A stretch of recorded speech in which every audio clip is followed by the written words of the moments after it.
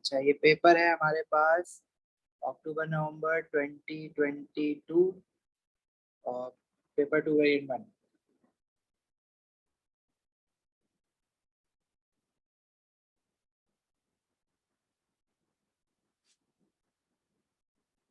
चलो भाई स्टार्ट करो।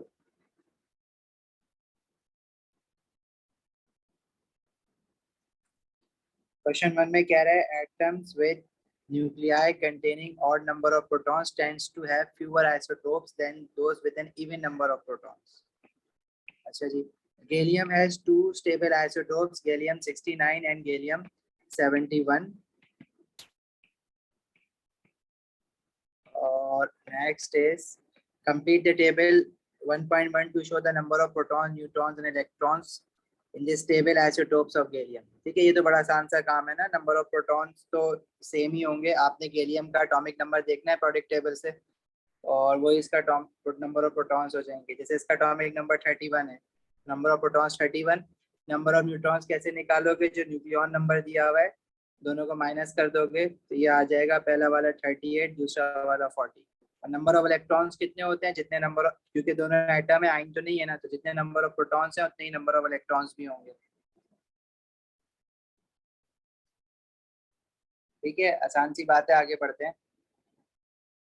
नेक्स्ट कह रहे हैं डिफाइंड रिलेटिव एटॉमिक मास। तो रिलेटिव एटॉमिक मास को कैसे डिफाइन करते हो? It is the average mass of all the isotopes of an element compared to 1/12 part of the carbon 12 isotope। मैं लिख देता हूँ, याद कर लो definition. it is the average mass of all the isotopes, जितने भी isotopes होते हैं उनका एवरेज मास देते हैं on the basis of their percentages, relative abundance।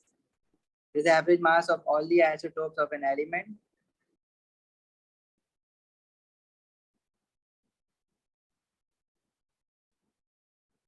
compared with 1/12 part of the carbon 12 isotope।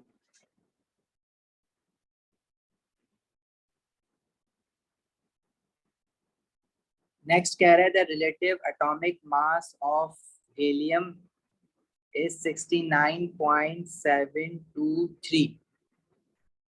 the relative atomic mass is, ठीक है, relative atomic mass of gallium जो कि 69.723 कह रहा है, और आइसोटोपिक मास है, दो आइसोटोप बता रहा है, उनकी परसेंटेज अबंडेंस भी दी गई है। नेक्स्ट कह रहा है use this information to calculate the percentage abundance of gallium 69 in elemental gallium. अच्छा, इनके जो रिलेटिव एटॉमिक मासेस हैं उसने लिखा राउंड ऑफ करके 69 लिखा हुआ है, लेकिन एग्जैक्ट वैल्यू उसकी 68.926 है। इसी तरह गैलियम 71 वाले की जो एग्जैक्ट रिलेटिव एटॉमिक मास की वैल्यू है वो 70.925 है।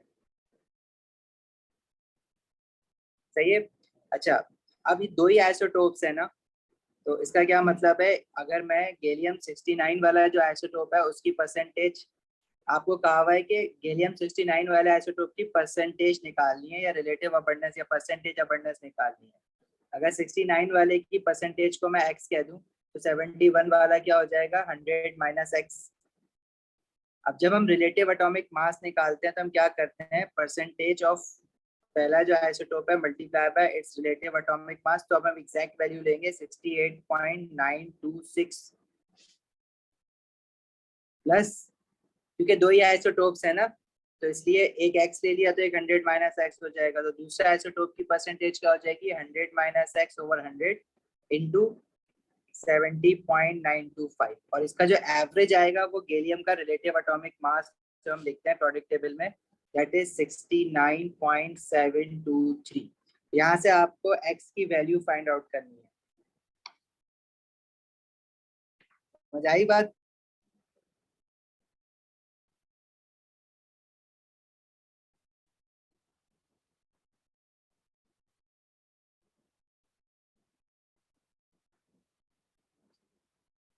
कितना आ रहा है आंसर?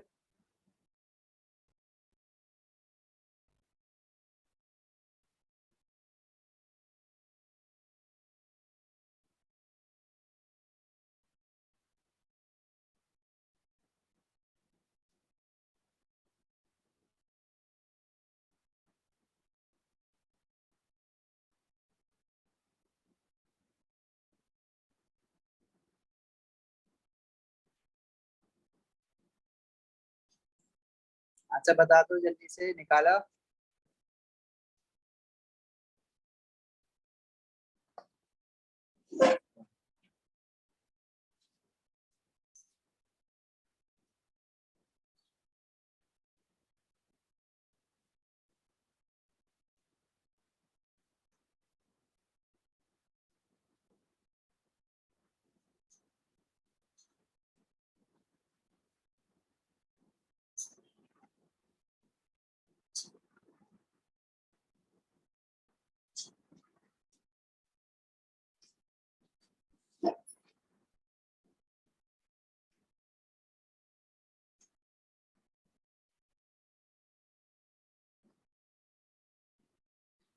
मेरे पास ना कैलकुलेटर स्पेस हो गया है, तो आंसर बता दो प्लीज, कितना निकल रहा है?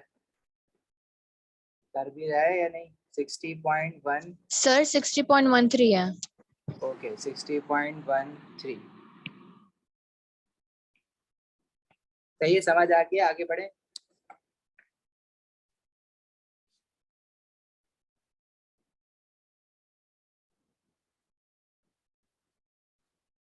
चलो भाई, नेक्स्ट क्वेश्चन पार्ट में क्या रहा है? Potassium also has two stable isotopes, both isotopes have the same chemical properties. Explain why both isotopes of potassium have the same chemical properties. देखो chemical properties डिपेंड करती है नंबर ऑफ इलेक्ट्रॉन्स पे, electronic configuration पे, outer shell में कितने electrons हैं। तो isotope के नंबर ऑफ प्रोटॉन्स तो सेम होते हैं ना, तो नंबर ऑफ इलेक्ट्रॉन्स भी सेम होते हैं, तो केमिकल प्रॉपर्टीज भी सेम होती हैं, because they have same number of electrons and same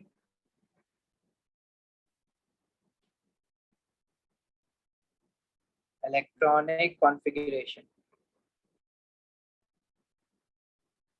next कह रहा है state the full electronic configuration of an atom of potassium. Potassium का एटॉमिक नंबर 19 है, तो नंबर ऑफ इलेक्ट्रॉन्स इसके पास 19 है, आपको इलेक्ट्रॉनिक कॉन्फ़िगरेशन बनानी है, that is 1s2 2s2 2p6 3s2 3p6 and 4s1। Next कह रहे हैं the first second and third ionization energies of potassium are 418 3070 and 4600 respectively. Use this information to explain why potassium is in group 1।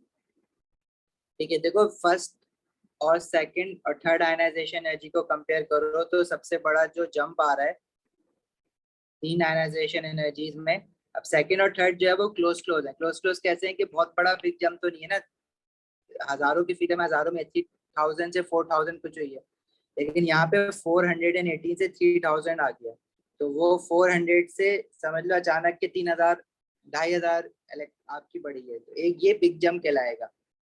अब आपको पता है already कि potassium जो है ग्रुप 1 में है, अगर आप नहीं भी रियलाइज कर पा रहे कि भाई ये बिग जंप मुझे बन नहीं रहा, तो आपको रीजनिंग तो पता है भाई पोटेशियम ग्रुप 1 का है, तो उसका जो फर्स्ट और सेकंड आयनाइजेशन एनर्जी के बीच में बिग जंप होना जरूरी है, उसी को बिग जंप कंसिडर करेंगे।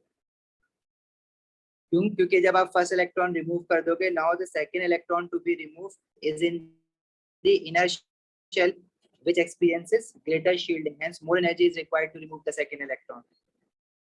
इसका आंसर कैसे लिखना है? Big jump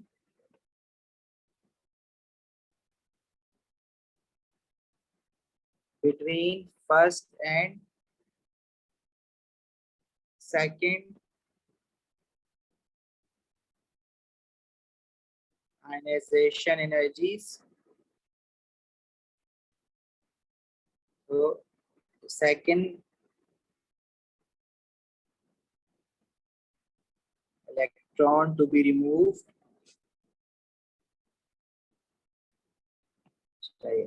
second electron to be removed is in inner shell which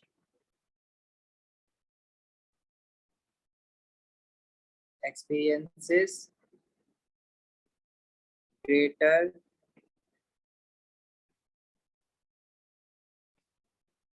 shielding effect.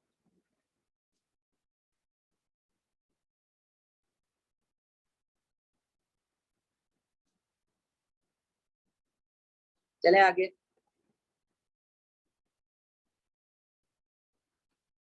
Question 2 में कह रहा है draw label diagram to show the bonding in a magnesium metal. अभी अक्सर क्वेश्चन आ रहा है मेटालिक बॉन्डिंग, लास्ट टाइम भी हमने बनाई थी, बस जो भी बनाओ लेबलिंग कर देना। मेटल पॉजिटिव आइंस आपने जो है वो क्या कहते हैं, उसकी जो लेयर बनानी है वो रेगुलरली अरेंज बनानी होती है, और जो इलेक्ट्रॉन्स होते हैं वो थोड़ा सा ऊपर नीचे करके बनाया करो, क्योंकि डीलोकलाइज्ड होते हैं ना। और लेबलिंग जरूर कर देना, electrons are sea of delocalised electrons.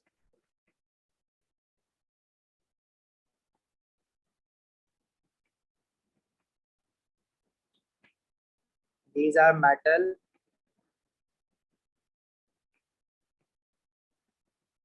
positive ions.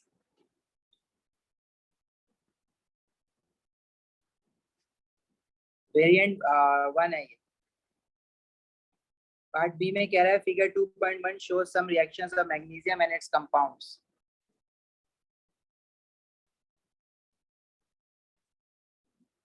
अच्छा जी, ग्रुप 2 का क्वेश्चन है ये। मैग्नीशियम HCl के साथ रिएक्ट करके मैग्नीशियम क्लोराइड बना रहा है। मेटल और एसिड रिएक्ट करते हैं, सॉल्ट एंड हाइड्रोजन गैस बनाते हैं रिएक्शन 1 में। रिएक्शन 2 में क्या हो रहा है, मैग्नीशियम कार्बोनेट एसिड के साथ रिएक्ट करके सॉल्ट बना रहा है, वाटर और कार्बन डाइऑक्साइड भी बनता है। रिएक्शन 3 में मैग्नीशियम क्लोराइड को कैल्शियम हाइड्रोक्साइड के साथ रिएक्ट करवाया। ये डिस्प्लेसमेंट रिएक्शन है बेसिकली, मैग्नीशियम क्लोराइड और कैल्शियम हाइड्रोक्साइड। अब ये दोनों एक्वस फॉर्म में होंगे तभी डिस्प्लेसमेंट होगी इनके बीच में। मतलब मैग्नीशियम जो है वो हाइड्रोक्साइड के साथ लग जाएगा, कैल्शियम जो है वो क्लोराइड के साथ लग जाएगा, तो मैग्नीशियम हाइड्रोक्साइड और कैल्शियम क्लोराइड बन जाएगा। रिएक्शन 4 में मैग्नीशियम कार्बोनेट से मैग्नीशियम ऑक्साइड बन रहा है। ये बता सकते हो रिएक्शन 4 क्या हो रहा है? मेटल कार्बोनेट से मेटल ऑक्साइड कैसे बनता है? It is decomposition reaction. Metal carbonate को हीट करते हो तो वो ब्रेक डाउन हो जाती है ना, to produce metal oxide and carbon dioxide gas. तो ये डिकम्पोजिशन रिएक्शन है। क्वेश्चन में कह रहा है identify the other products of reaction 1 and reaction 2। अब रिएक्शन 1 में मैग्नीशियम मेटल है और एसिड के साथ रिएक्ट कर रहा है, तो दूसरा जो प्रोडक्ट होगा वो सॉल्ट और हाइड्रोजन गैस बनती है। रिएक्शन 2 में मैग्नीशियम कार्बोनेट हाइड्रोक्लोरिक एसिड के साथ रिएक्ट कर रहा है, तो मेटल कार्बोनेट और एसिड जब रिएक्ट करते हैं तो सॉल्ट, वाटर और कार्बन डाइऑक्साइड गैस बनती है। तो सॉल्ट तो लिखा हुआ है उसमें, वाटर और कार्बन डाइऑक्साइड गैस नहीं लिखी हुई थी। क्लियर है? आसान सी बातें, आगे बढ़े अभी। आगे कह रहे हैं reaction 3 is used to form precipitate of magnesium hydroxide from magnesium chloride. अब मैग्नीशियम हाइड्रोक्साइड जो है ना वो इनसॉल्युबल होती है। देखो, मेटल हाइड्रोक्साइड्स की solubility down the group increase होती है। अगर मैं मैग्नीशियम हाइड्रोक्साइड की बात करूं तो magnesium hydroxide in the form of PPT बनेगा, solid. Calcium hydroxide slightly soluble होता है, और अगर नीचे जाओ स्टोंशियम हाइड्रोक्साइड और ज्यादा सॉल्युबल होगा, और बेरियम हाइड्रोक्साइड मजीद सॉल्युबल होगा, क्योंकि solubility of group 2 metal hydroxide down the group increase होती है। इसी तरह मेटल सल्फेट्स की सॉल्युबिलिटी, ग्रुप 2 मेटल सल्फेट्स की solubility down the group decrease होती है। ठीक है, ये लास्ट क्लास में भी ये पेपर कर रहे थे, उसमें भी बात चल रही थी, तो ये याद रखना, ये अक्सर पूछा हुआ होता है इन्होंने।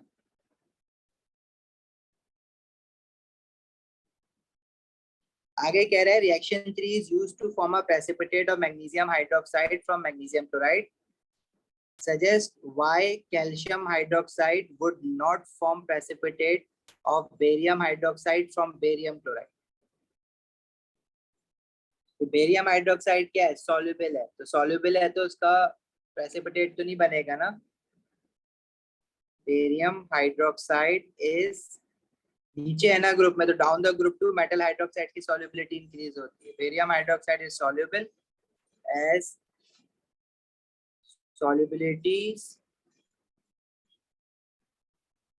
of group 2 metal hydroxides increases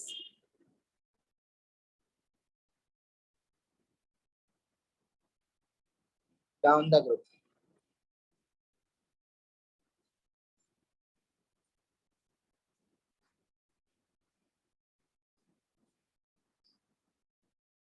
clear, आगे बढ़ें।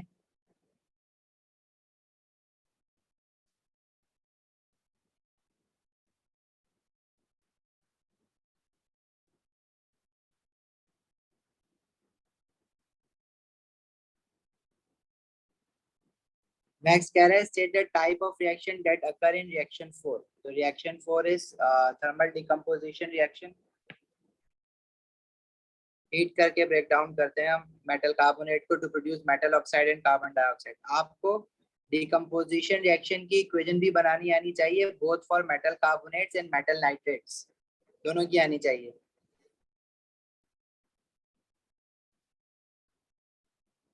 ठीक है, देखो जो आप टेस्ट करते हो ना सोडियम एक्वस सोडियम हाइड्रोक्साइड डाल के टेस्ट फॉर आइंस, तो वो टेस्ट फॉर आइंस में जो प्रेसिपिटेट बनता है, जैसे कॉपर आइन अगर है तो आप सोडियम हाइड्रोक्साइड इसमें डालते हो, वो जो ब्लू पीपीटी बनता है वो यही होता है, कॉपर 2 हाइड्रोक्साइड बन रहा होता है इसमें, जैसे मैग्नीशियम हाइड्रोक्साइड का बनता है।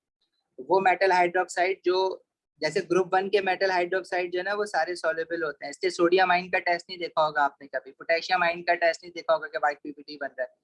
लेकिन जितने भी rest of the other metal oxide metal hydroxide they are insoluble, but group 2 में भी जो ऊपर वाले होते हैं दे आर स्लाइटली मतलब जो नीचे वाले होते हैं दे आर सॉल्युबल, जैसे बेरियम हाइड्रोक्साइड है, लेकिन ऊपर वाले इनसॉल्युबल होते हैं जैसे मैग्नीशियम हाइड्रोक्साइड है।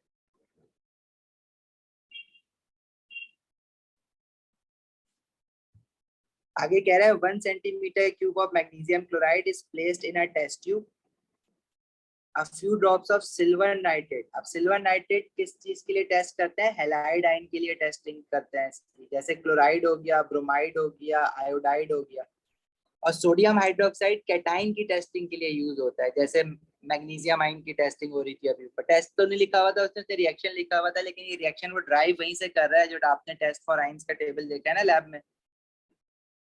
अच्छा, सिल्वर नाइट्रेट हमें पता ही, हमने ग्रुप 17 में पढ़ा है कि सिल्वर नाइट्रेट जब क्लोराइड आयन के साथ डालते हैं तो सिल्वर क्लोराइड का व्हाइट पीपीटी बनता है, और उसके अंदर अगर हम डाइल्यूट अमोनिया डाल दें तो वो व्हाइट पीपीटी डिसॉल्व हो जाता है। ठीक है, इसी तरह अगर हमारे पास सिल्वर ब्रोमाइड का पीपीटी जो बनता है वो क्रीम पीपीटी बनता है, उसमें अगर हम डाइल्यूट अमोनिया डालें तो वो पीपीटी डिसॉल्व नहीं होता, उसको डिसॉल्व करने के लिए फिर हम कंसंट्रेटेड अमोनिया डालते हैं तो वो पीपीटी डिसॉल्व होता है। इसी तरह हमारे पास जो सिल्वर आयोडाइड का पीपीटी बनता है वो येलो पीपीटी होता है, जो कि ना तो कंसंट्रेटेड अमोनिया से डिसॉल्व होता है, डाइल्यूट से तो हो ही नहीं सकता, कंसंट्रेटेड से भी नहीं होता। अब जरा आंसर बता दो, उसमें कह रहे हैं 1 centimetre cube of magnesium chloride aqueous form is placed in a test tube, a few drops of silver nitrate are added। तो सिल्वर नाइट्रेट डालोगे तो सिल्वर क्लोराइड का व्हाइट पीपीटी बन जाएगा, followed by 1 centimetre cube of dilute aqueous ammonia. ठीक है, अब वो जो व्हाइट पीपीटी बनेगा डाइल्यूट अमोनिया डालने से क्या हो जाएगा, डिसॉल्व हो जाएगा। तो आप फुल ऑब्जर्वेशन लिखने वाला, एंड पे नहीं बताना क्या हुआ, सब कुछ बताना है। जब सिल्वर नाइट्रेट डाला था तो क्या हुआ, white PPT forms on adding silver nitrate, which dissolves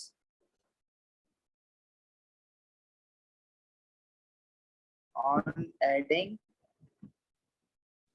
dilute aqueous ammonia।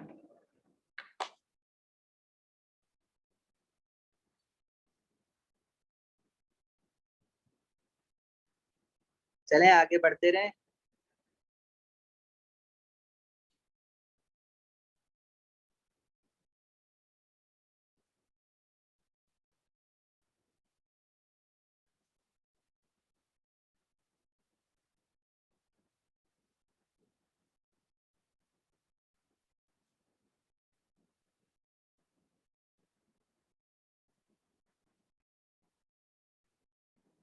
अच्छा, नेक्स्ट कह रहे हैं when 1 centimeter cube of magnesium chloride aqueous is added to 1 centimeter cube of bromine, aqueous bromine डाला है, in a test tube the solution remains orange, explain this observation।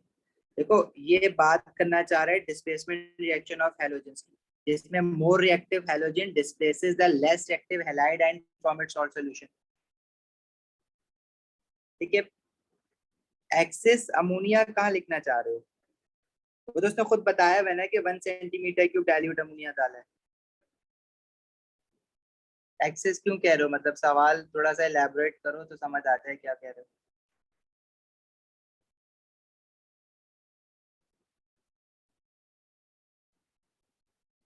Ejaz,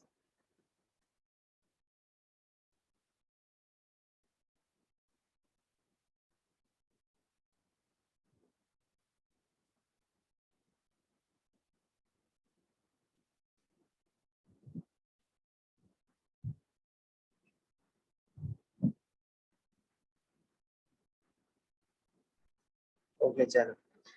अच्छा, अब इसमें displacement reaction तो नहीं हो सकता ना, क्योंकि ब्रोमीन जो है वो लेस रिएक्टिव है देन क्लोरीन, क्योंकि हैलोजेंस की रिएक्टिविटी क्या होती है, डाउन द ग्रुप डिक्रीज होती है। तो fluorine is the most reactive halogen, then chlorine, then bromine, then iodine. तो more reactive halogen displaces the less reactive halogen. तो ब्रोमीन तो क्लोराइड आयन को डिस्प्लेस नहीं कर सकता ना, हाँ क्लोरीन ब्रोमाइड आयन को डिस्प्लेस कर सकता है। तो वो कह रहा है कि द सोल्यूशन रिमेन्स ऑरेंज। अब ऑरेंज कलर किस चीज का है, वो बेसिकली ब्रोमीन का है। एक्वस ब्रोमीन जो होती है वो ऑरेंज कलर की होती है ना, मतलब ब्रोमीन को अगर पानी में डिसॉल्व करो तो वो ऑरेंज कलर का सोल्यूशन बनाता है, ऑरेंज कलर सोल्यूशन। देखो जो ब्रोमीन वेपर्स होते हैं या ब्रोमीन लिक्विड जो होता है वो रेड ब्राउन कलर का होता है, या ब्राउन कलर का, या डार्क ब्राउन भी लिखा हुआ होता है उसके साथ, ब्राउन या रेड ब्राउन या डार्क ब्राउन। लेकिन जो ब्रोमीन गैस बनती है आपकी, इवापोरेट हीट करके अगर लिक्विड को गैस बनाओगे तो वो डार्क ब्राउन या ब्राउन वेपर्स कहलाते हैं। लेकिन एक्वस ब्रोमीन का कलर ऑरेंज होता है। इसी तरह आयोडीन के कलर्स भी याद रखना। आयोडीन जो सॉलिड फॉर्म में होता है वो ब्लैक कलर का होता है, ब्लैक सॉलिड या शाइनी ब्लैक या ब्लू ब्लैक, इस तरह से कलर लिखा हुआ होता है। और आयोडीन को अगर हीट करो तो वो लिक्विड तो बनता नहीं है, डायरेक्ट आयोडीन गैस बनती है जो कि पर्पल वेपर्स होती है। और आयोडीन को अगर पानी में डिसॉल्व करो तो एक्वस आयोडीन जो कलर मिलेगा सोल्यूशन का वो ब्राउन सोल्यूशन मिलेगा। इसी तरह वो कह रहा है कि ब्रोमीन का ऑरेंज कलर टेस्ट कुछ चेंज नहीं हुआ, क्यों? क्योंकि ब्रोमीन ने डिस्प्लेस ही नहीं किया ना। तो ब्रोमीन जो है वो बेसिकली लेस एक्टिव हैलोजन है। अब लेस एक्टिव हैलोजन से क्या मतलब है कि ब्रोमीन को बेसिकली इलेक्ट्रॉन गेन करने चाहिए थे। अब वो इलेक्ट्रॉन गेन करेगा तो खुद रिड्यूस्ड होगा, और क्लोरीन को क्या करवाना चाहिए था, ऑक्सीडाइज करवाना चाहिए था। मतलब अगर यही चीज, अगर मैं मैग्नीशियम ब्रोमाइड के अंदर क्लोरीन को डालता तो chlorine being a more reactive halogen वो खुद रिड्यूस्ड हो जाता। अब वो खुद रिड्यूस्ड हो रहा है तो ब्रोमाइड आयन को क्या कर देगा, ऑक्सीडाइज कर देगा, because chlorine is a more powerful oxidising agent than the bromide ion. लेकिन क्या ब्रोमीन, देखो डाउन द ग्रुप 7 हमारे पास ऑक्सीडाइजिंग पावर जो है वो डिक्रीज होती है। तो जो फ्लोरीन है वो सबसे ज्यादा स्ट्रॉन्गर ऑक्सीडाइजिंग एजेंट है, क्लोरीन वीकर है, ब्रोमीन और वीकर है। तो आप इसका आंसर कैसे लिखते हो, bromine is a less reactive halogen than chlorine, so not a powerful oxidizing agent to oxidize chloride ions from magnesium chloride। Oxidising power इसलिए डिक्रीज होती है क्योंकि ऑक्सीडाइज करने का क्या मतलब है, वो खुद रिड्यूस्ड होगा, मतलब electron gaining ability down the group decrease हो रही है ना, क्योंकि fluorine will gain electron most quickly because it has a smaller atomic size, lesser shielding. However bromine gains electron with difficulty, क्योंकि साइज बड़ा है ना, नंबर ऑफ शेल ज्यादा है, तो आउटर मोस्ट शेल न्यूक्लियस से ज्यादा दूर है। जब वो इलेक्ट्रॉन मुश्किल से गेन करेगा तो वो मुश्किल से रिड्यूस्ड होगा। अगर वो मुश्किल से रिड्यूस्ड होगा तो सामने वाले को मुश्किल से ऑक्सीडाइज करवाएगा ना।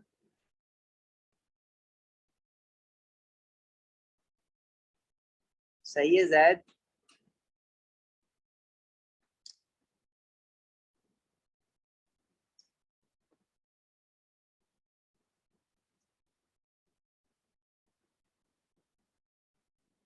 आगे बढ़े।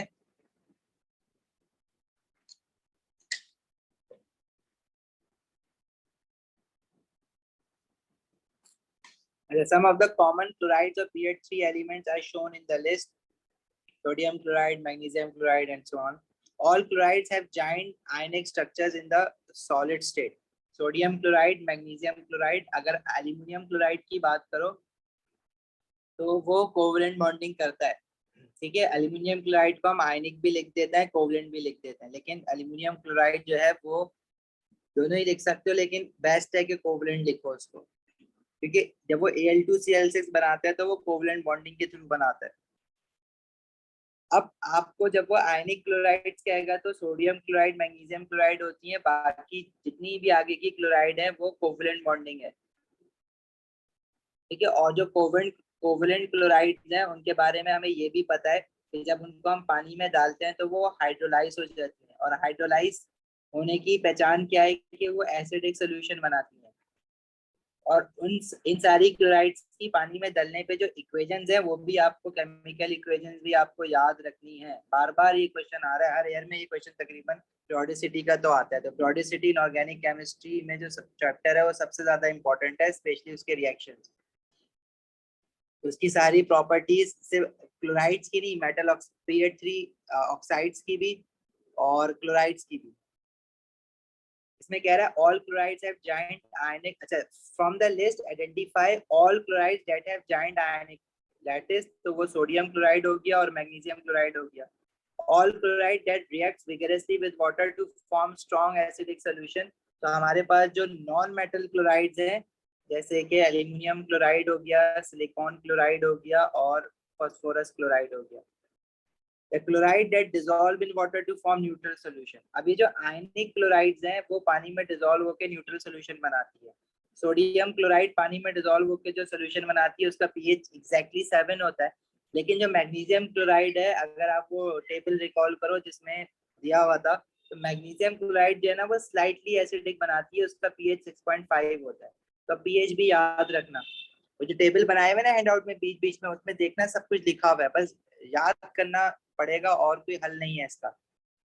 तो सोडियम क्लोराइड जो है वो एग्जैक्टली न्यूट्रल सोल्यूशन बनाएगा, उसमें फिर हम मैग्नीशियम क्लोराइड को इंक्लूड नहीं करेंगे। पार्ट 4 में कह रहा है the chloride form from the element with the highest melting point, तो हाईएस्ट मेल्टिंग पॉइंट जो है वो हमारे पास सिलिकॉन क्लोराइड का होता है। उसका रीजन ये है कि हमारे पास सोडियम क्लोराइड, मैग्नीशियम क्लोराइड आयनिक लैटिस है, आयनिक स्ट्रक्चर बनाता है, जाइंट आयनिक लैटिस है। Aluminium chloride PCl5 simple covalent molecule है। सिलिकॉन क्लोराइड जो है वो कोवलेंट बॉन्डिंग है, लेकिन वो स्ट्रक्चर जो बनाता है वो जाइंट कोवलेंट स्ट्रक्चर बनाता है, और जाइंट कोवलेंट स्ट्रक्चर्स के मेल्टिंग पॉइंट हमेशा सबसे ज्यादा होते हैं, आयनिक बॉन्डिंग से भी ज्यादा होते हैं, आयनिक कंपाउंड से भी और मेटल से भी ज्यादा होते हैं, जिसमें ग्रेफाइट भी आता है, डायमंड भी आता है, सिलिका भी आता है, सिलिकॉन क्लोराइड भी आता है। हाँ Samia, AlCl3 you will consider to be covalent bonding. Yes, aluminium chloride जो है वो AlCl3, देखो इनिशियली तो वो आयनिक कंपाउंड बनाता है, लेकिन वो उस फॉर्म में रह नहीं पाता और वो कोवलेंट बॉन्डिंग कर देता है। अच्छा, अब दूसरी बात, कुछ क्वेश्चंस में, कुछ ईयर्स में AlCl3 का बॉन्डिंग पूछी हुई है और उसने मार्किंग की में ना आयनिक बॉन्डिंग लिखा हुआ है, तो बेटर है आप कोवलेंट बॉन्डिंग लिखो, आयनिक बॉन्डिंग ना लिखो। उसने लिखा हुआ है, लेकिन वो ऑब्वियसली इस तरह के क्वेश्चन जो है वो थोड़े से कॉन्फ्लिक्टेड होते हैं। अगर हम बुक देखें तो बुक में जो है वो उसको कोवलेंट बॉन्डिंग ही मेंशन किया हुआ है, ठीक है, क्योंकि फिर उससे डायमर जो बनता है Al2Cl6 वो भी कोवलेंट बॉन्डिंग है। तो ज्यादातर जब भी क्वेश्चन आया है उसका, उसमें कोवलेंट बॉन्डिंग ही लिखा हुआ है, तो हम कोवलेंट बॉन्डिंग के साथ ही जाएंगे।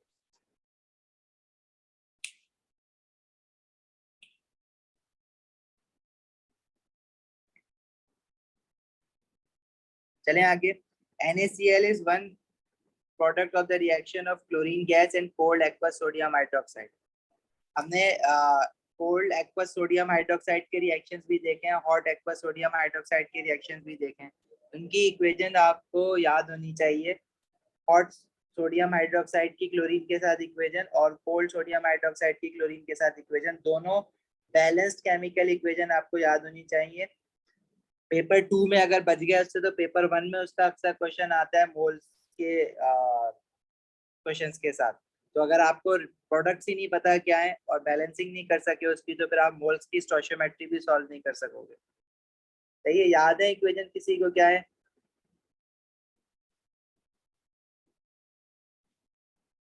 चलो बस मुझे अभी तो फिलहाल ये बता दो कि कोल्ड सोडियम हाइड्रोक्साइड के साथ जो प्रोडक्ट्स बनते हैं वो क्या बनते हैं? ClO बनता है ना, ब्लीच जो होता है। NaClO बनता है वाटर, और हॉट सोडियम हाइड्रोक्साइड के साथ क्या बनता है? ClO3 बनता है। NaClO3 बनता है। इसको हम सोडियम क्लोराइड 1 भी कहते हैं। और इसकी क्योंकि ऑक्सीडेशन स्टेट भी निकालनी आनी चाहिए तुम्हें। खैर आगे बढ़ते हैं। PCl5 react with alcohol to form chloroalkanes. ये हमने ऑर्गेनिक केमिस्ट्री में अल्कोहल में रिएक्शन देखा है। अगर अल्कोहल से हेलोजनोएल्केन बनाना है तो हम PCl5 डालते हैं, ऐसा ही है ना? अच्छा, alcohol to form identify this type of reaction. Reaction क्या है ये? Nucleophilic substitution reaction.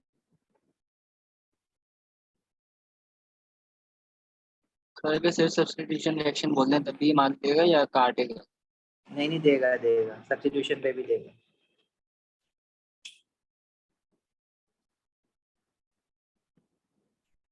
आगे कह रहे हैं draw the structure of organic product formed in the reaction of an axis PCl5 with butane 1,3 diol. अच्छा, ब्यूटेन 1,3 डायोल का पहले तो स्ट्रक्चर बनाना पड़ेगा ना, पता होगा OH कहाँ लगे हुए हैं। ब्यूटेन मतलब 4 कार्बन एटम, फर्स्ट कार्बन पे OH लगेगा और थर्ड कार्बन पे OH लगेगा।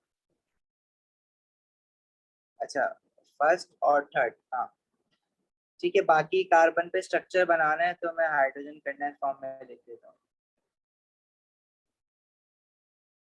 अब जब आप PCl5 के साथ इसको रिएक्ट करवाओगे तो जहां जहां OH लगा है वो हट जाएगा, उसकी जगह पे क्या आ जाएगा? क्लोरीन आ जाएगा। बस ये करना था।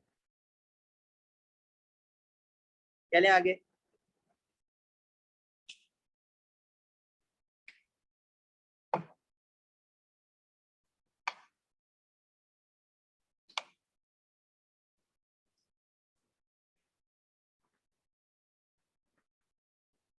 नेक्स्ट क्वेश्चन में कह रहा है सल्फर S8 सल्फर मॉलिक्यूल का फॉर्मूला दिया हुआ है, reacts with chlorine to form several different chlorides, the most common are S2Cl2 HCl and HCl2। देखो हमारे पास जो periodicity का चैप्टर है उसमें पीरियड 3 क्लोराइड्स में सल्फर क्लोराइड के कोई रिएक्शंस नहीं दिए हुए हैं, वो याद भी नहीं करना है। अब इसने यहाँ पे खुद ही बना के दिया हुआ है रिएक्शन। रिएक्शन 1 में सल्फर क्लोरीन के साथ रिएक्ट करके H2Cl2 बना रहा है, और रिएक्शन 2 में H2Cl2 फर्दर रिएक्ट कर रहा है क्लोरीन के साथ जो HCl2 बना रहा है। ठीक है। HCl2 is a cherry red liquid that reacts vigorously with water to form an acidic solution। ठीक है, जो HCl2 बना है हमारे पास एंड में, ये वाटर में डिसॉल्व होके वो बना लेगा एसिडिक सोल्यूशन। मतलब ये हाइड्रोलाइज्ड हो जाएगी, सिंपल मॉलिक्यूलर स्ट्रक्चर है, हाइड्रोलाइज्ड हो जाता है।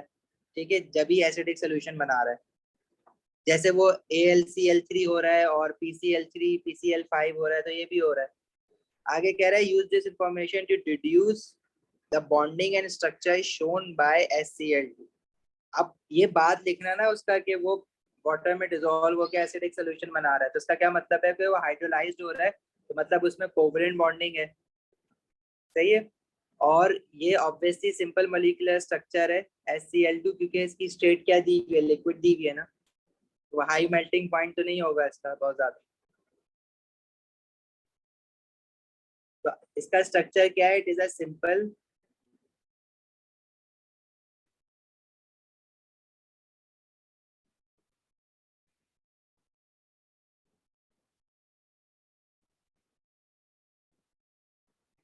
molecular structure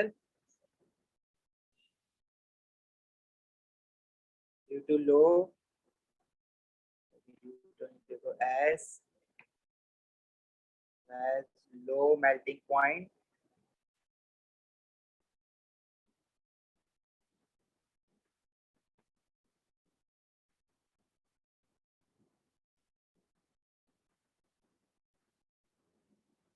और दूसरी बात कि it has covalent bonding as it is hydrolyzed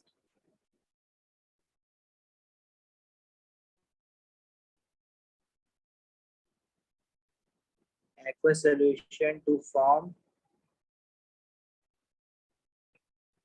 acidic solution. Yeah, hydrolyzed in what? Hydrolyzed by water liquid. ये बड़ा frequent question चल रहा है recent years का.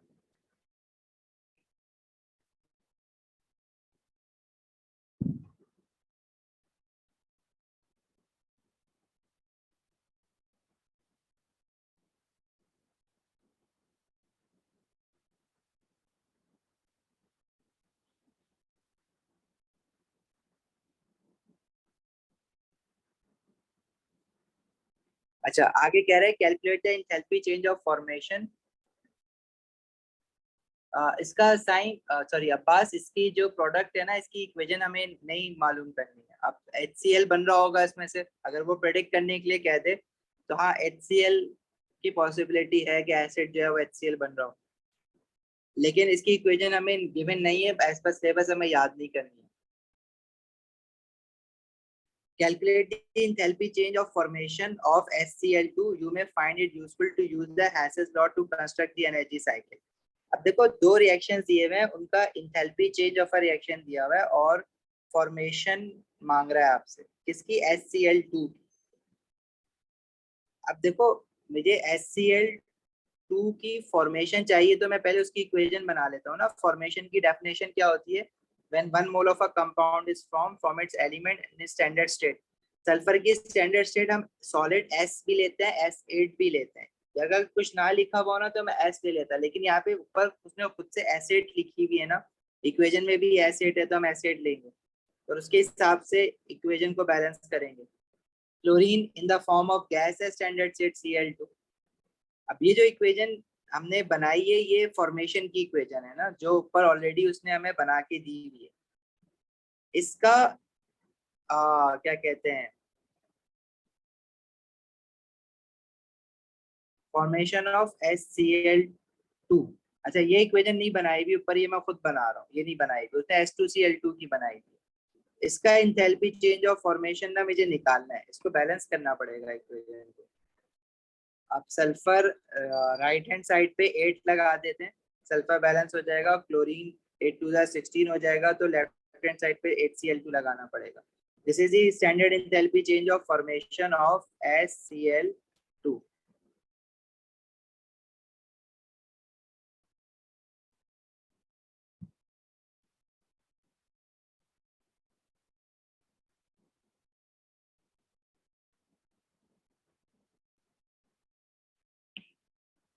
अच्छा जी, अब आगे क्या करें? अब आगे ना मुझे ये जो इक्वेशन ऑलरेडी दी हुई है ना, उनको किसी तरह से इनके साथ कनेक्ट करना है. ये तो मुझे निकालनी है standard enthalpy change of formation, ये तो अननोन है. अब देखो HCl2 से उसने फर्दर HCl2 को उसने कैसे बनाया हुआ है? H2Cl2 को रिएक्ट करवाया हुआ है. अगर मैं H2Cl2 को क्लोरीन के साथ रिएक्ट करवाऊं तो ये बनेगा HCl2. और ऊपर जो एलिमेंट्स दिए हुए हैं उनसे मैं ये H2Cl2 भी बना सकता हूँ लेफ्ट हैंड साइड पे. बस थोड़ा सा बैलेंसिंग देख लेना इक्वेशन की. यहाँ पे 4 लगा दो, 4 2 8 और क्लोरीन 8 2 16.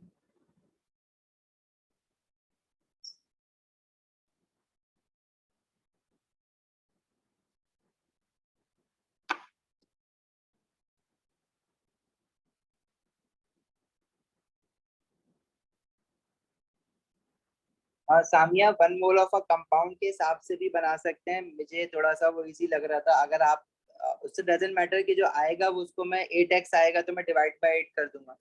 चलो ठीक है, वैसे ही कर लेते हैं. अगर हम फॉर्मेशन की इक्वेशन बना रहे हैं तो 1 मोल ऑफ अ कंपाउंड के हिसाब से बनाना है, तो फिर सल्फर के साथ आप 1/8 लगाओगे. सही है, तो फिर बैलेंसिंग थोड़ी सी डिफरेंट हो जाएगी, बस इक्वेशन सारी यही रहेंगी. ऐसे कर लो। अब यहाँ पे हाफ लगाओगे और फिर इस क्लोरीन के साथ भी हाफ लगाओ। सही है।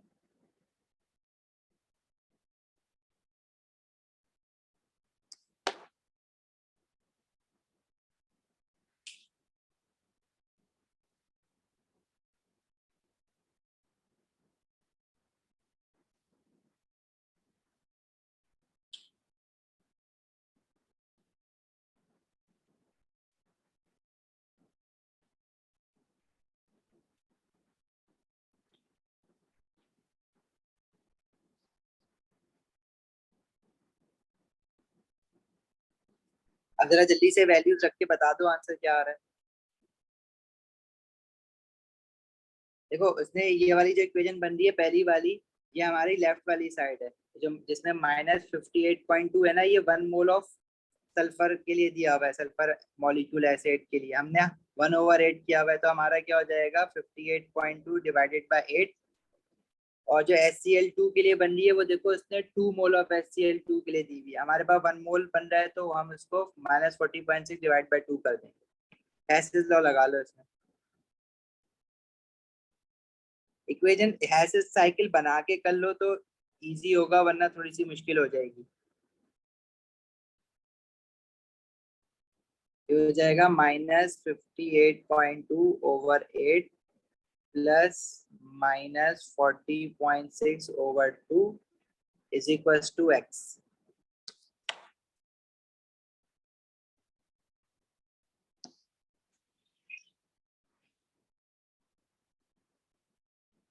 बताओगे क्या बन रहा है आंसर? मोल देख लेना यार एक बार।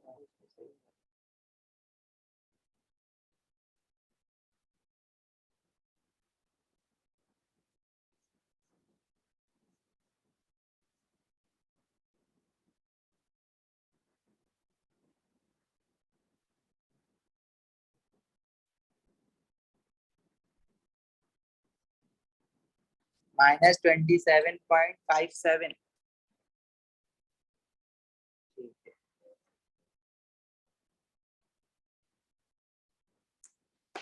तो ये थोड़ा सा ट्रिकी था क्वेश्चन, लेकिन साइकिल बना लोगे तो हो जाएगा। अब साइकिल जरूरी नहीं है सब ऐसे ही बनाओ, मैंने पहली इक्वेशन फॉर्मेशन की लिखी है, आप उसको नीचे ऊपर भी कर सकते हो, वो कोई इशू नहीं है।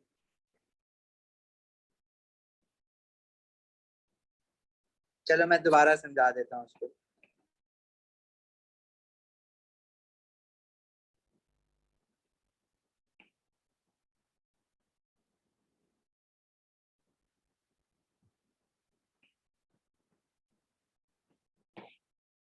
देखो उसने ना मुझे कहा था फॉर्मेशन ऑफ HCl2 निकालना है।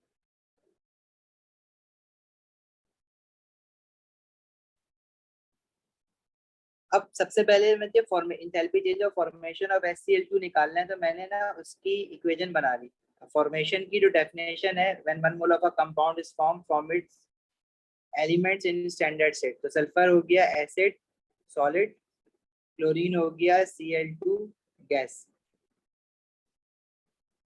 अब बैलेंसिंग के लिए देखो, अगर आप थोड़ा कंफ्यूज हो रहे हो ना उसमें, तो बैलेंसिंग जो है ना आप बिल्कुल इक्वेशन के साथ डेफिनेशन के हिसाब से ही कर दो। When 1 mole of a compound is form from it constituent element, मतलब बैलेंसिंग सारी की सारी आप लेफ्ट हैंड साइड पे ही कर दो फिर। तो सल्फर के साथ 1/8 आएगा, और क्लोरीन के साथ राइट साइड पे 2 क्लोरीन है, लेफ्ट पे भी 2 है। अब देखो मुझे जबरदस्ती जो ऊपर इक्वेशन दी हुई है ना उनको कनेक्ट करना है इस इक्वेशन के साथ। सही है। शायद देखो वो हम शॉर्टकट तो लगा नहीं रहे हैं इसमें, हम तो वो पूरी साइकिल बना रहे हैं ना। वो जो आप प्रोडक्ट माइनस रिएक्टेंट या रिएक्टेंट माइनस प्रोडक्ट करते हो, वो हम करते हैं जब या तो enthalpy changes of formation given होती हैं सारी, तो हम इंथैल्पी चेंज ऑफ रिएक्शन निकालने के लिए enthalpy of all the products minus enthalpy of all the reactants कर देते हैं। कब? जब सारी की सारा डाटा में फॉर्मेशन गिवन हो। अब इसने हमें इंथैल्पी चेंज ऑफ फॉर्मेशन तो नहीं दिया हुआ ना डाटा में, तो इसने तो direct enthalpy change of a reaction दिया हुआ है ना, तो ये H2Cl2 का फॉर्मेशन बन रहा है, लेकिन बाकी नीचे वाला तो किसी चीज का फॉर्मेशन नहीं बन रहा है ना कंबशन बन रहा है। अगर सारा कंबशन का डेटा होता है तो हम जो शॉर्टकट लगाते हैं वो क्या लगाते हैं, enthalpy of all the reactants minus enthalpy of all the product. लेकिन उसके लिए सारी की सारी कंबशन एंथैल्पीज गिवन होती हैं। और अगर बॉन्ड एंथैल्पी डेटा से निकालते हो तो उसके लिए भी आप जो शॉर्टकट लगाते हो enthalpy of sum of enthalpy of all the reactant minus product, तो उसमें डायरेक्ट बॉन्ड एंथैल्पी वैल्यूज रख देते हो विदाउट साइन। यहाँ पे दूसरी इक्वेशन ना तो किसी चीज की फॉर्मेशन है ना कंबशन है, मुझे कनेक्ट करना है इक्वेशंस को। मैं इस सवाल को दो दो साइकिल बना के कर सकता हूँ। मतलब अगर मैं कहूँ कि मैं इसको पहली वाली जो इक्वेशन है वो फॉर्मेशन ऑफ H2Cl2 दी हुई है, अगर मैं उसी इक्वेशन को मेन इक्वेशन बना लूँ अपनी, तो क्या उसके हिसाब से कोई और साइकिल नहीं बन सकता? बन सकता है, लेकिन उसमें फिर वही बात आ जाएगी कि राइट हैंड साइड पे 4 मोल्स आ रहे हैं, तो शायद थोड़ा सा कंफ्यूज हो जाओ। लेकिन वो कोई मसला नहीं है, आप 4 मोल ऑफ रिएक्शन का निकाल लो, 1 मोल के लिए फाइनल आंसर को डिवाइड बाय 4 कर दोगे। पहले वाली साइकिल देख लेते हैं, अगर इससे समझ नहीं आता तो फिर मैं दूसरी साइकिल भी बता देता हूँ। ठीक है, तो मुझे क्योंकि क्वेश्चन में स्पेसिफिकली पूछा गया था find the standard enthalpy change of formation of HCl2, इसलिए मैंने सबसे पहले उसकी इक्वेशन बना ली। ठीक है, मेरी जो फर्स्ट हिंट थी वो यही थी कि इसकी फॉर्मेशन पूछिए, तो ये तो इसकी इक्वेशन तो मुझे चाहिए ही चाहिए ना। तो इसकी इक्वेशन इन दोनों रिएक्शन इक्वेशन में से गिवन नहीं है, तो ये तो मुझे चाहिए ही चाहिए। अब ये मेन इक्वेशन बने या नीचे बने डजंट मैटर, कहीं ना कहीं बननी जरूर चाहिए। अब मुझे इस इक्वेशन को जबरदस्ती ऊपर वाली दो इक्वेशन के साथ कनेक्ट करना है। जबरदस्ती का मतलब कनेक्ट करना ही करना है, मतलब जबरदस्ती गलत कनेक्ट नहीं करना, वो बनेगा कोई ना कोई लिंक इनका। अब देखो HCl2 जो है वो नीचे इक्वेशन में एक तरीके से और बन रहा है। कैसे कि जब अगर आप H2Cl2 को रिएक्ट करवाओ Cl2 के साथ, तो 2 मोल ऑफ आपका HCl2 बनता है। अब हमारे पास ऊपर तो मैंने 1 मोल फिक्स कर दिया है उसका, मैं पूरी इक्वेशन नहीं कॉपी पेस्ट कर रहा। वो ऊपर वाली equation for 2 mole of HCl2 दी गई है, मैं फॉर 1 मोल बना रहा हूँ, तो मैं ये सारे हाफ कर दूंगा ना। अगर मैं ये नीचे बैलेंसिंग ना भी करूँ ना तो गलत नहीं होगा, लेकिन पता होना चाहिए कि कर क्या रहे हैं। इसी तरह मुझे ऊपर वाली इक्वेशन को अगर देखूं तो ये जो ऊपर वाली इक्वेशन है जिसमें H8Cl2 मिलके H2Cl2 बना रहा है, अब ये फॉर्मेशन की इक्वेशन बन रही है। ये किस चीज की फॉर्मेशन है? H2Cl2 की। अब आप अगर ये सोच रहे हो कि जो ऊपर वाली इक्वेशन है उसमें H8Cl2 मिलके H2Cl2 बना रहा है, सिर्फ ये क्लोरीन तो नहीं बना रहा, तो इस क्लोरीन के होने ना होने से फर्क नहीं पड़ रहा, मैं सिर्फ इसको देख रहा हूँ। क्योंकि क्लोरीन से क्लोरीन अगर बन भी जाए तो वो कोई फॉर्मेशन थोड़ी है, वो तो क्लोरीन गैस ऊपर भी थी नीचे भी है, तो हम सिर्फ H2Cl2 को देख रहे हैं। तो ये इंथैल्पी चेंज ना हमें गिवन है। अब ये इंथैल्पी चेंज जो हमें गिवन है पहली वाली इक्वेशन का, वो है -58.2 किलोजूल पर मोल। अब ये गिवन है फॉर 2 मोल ऑफ HCl2। अब हमारे पास जो बन रहा है वो तो हाफ मोल ऑफ H2Cl2 बन रहा है।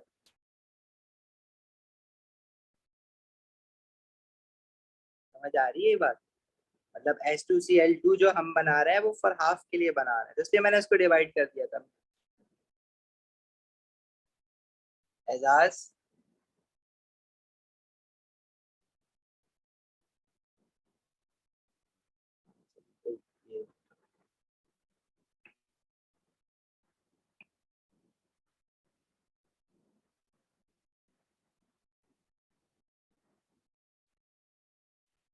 चलो ना आगे बढ़ाऊ ना।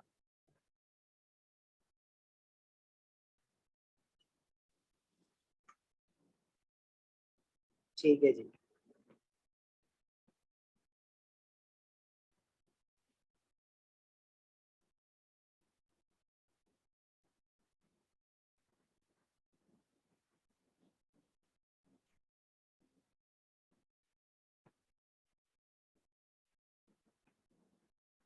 इसको हमने डिवाइड कर देना है 8 से। ठीक है, क्योंकि इक्वेशन में 1 मोल ऑफ सल्फर मॉलिक्यूल के लिए दिया हुआ था ये एंथैल्पी चेंज, हमारे पास 1/8 है तो डिवाइड बाय 8 कर दिया।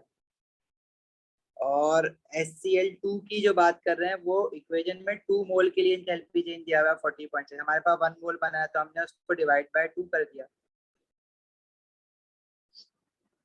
ऐसे साइकिल कनेक्ट कर लो, ऐसे साइकिल मैंने एंटी क्लॉकवाइज एरो लिया है। अब मेरे जो एरो है, जो मैंने रूट वाला एरो लिया है, वो लेफ्ट हैंड साइड पे रिएक्टेंट साइड पे नीचे जा रहा है, और जो एंथैल्पी चेंज का एरो है वो भी नीचे जा रहा है, तो उसका जो भी साइन है वो ऐसे ही लिखोगे और ऐड कर दोगे। राइट हैंड साइड वाला रूट वाला एरो, मेरा रूट वाला एरो ऊपर जा रहा है और एंथैल्पी चेंज का एरो भी ऊपर जा रहा है, तो वो मैंने ऐड कर देना है ऐसे, क्योंकि उसका साइन है वो तो मैं लूंगा, लेकिन ऐड मैं कर रहा हूँ यहाँ पे। Is equals to enthalpy change of a reaction जो मेन साइकिल का है, वो फॉर्मेशन ऑफ HCl2 है जो मुझे निकालना है।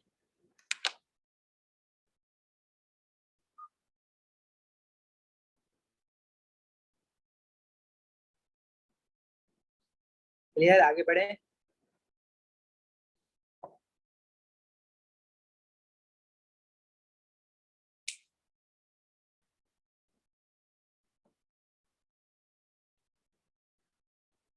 चलो अब state the effect of a decrease in pressure on the position of equilibrium in reaction 2। Pressure का इफेक्ट देखने के लिए मुझे मोल्स ऑफ गैसेस देखने पड़ेंगे। उस इक्वेशन में लेफ्ट हैंड साइड पे सिर्फ 1 मोल ऑफ गैस है, H2Cl2 तो लिक्विड है ना, सिर्फ गैस के मोल्स देखते हैं, तो 1 मोल ऑफ क्लोरीन है, और राइट हैंड साइड पे कोई गैस नहीं है, मतलब 0 मोल ऑफ गैसेस है। तो अगर आप प्रेशर इंक्रीज करोगे तो position of equilibrium shift toward the side with fewer number of moles of gases. Pressure increase करने से राइट पे जाएगा, डिक्रीज करने से लेफ्ट पे जाएगा। इस क्वेश्चन में वो डिक्रीज करने का कह रहा है प्रेशर, तो पोजीशन ऑफ इक्विलिब्रियम जो है वो लेफ्ट हैंड साइड पे शिफ्ट हो जाएगा। सही है ये बात। Effect of decrease in pressure on the position of equilibrium. The position of equilibrium will shift towards left hand side as there are more number of moles on the left hand side.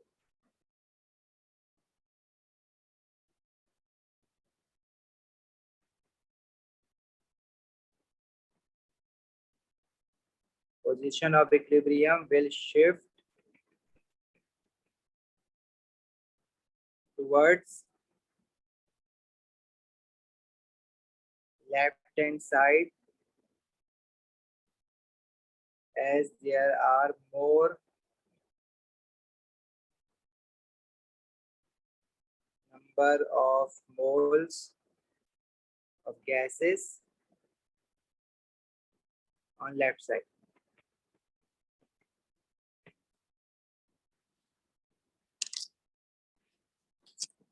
चलें आगे। Next कह रहा है figure 3.1 shows 2 structure isomers of H2Cl2. Okay, define the term structure isomer. तो isomers की definition ना, compounds with the same molecular formula but different structure formula. Compounds or molecules with same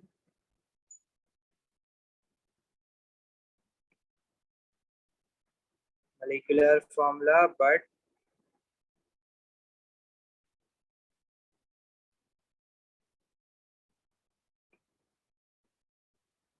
different structure formula.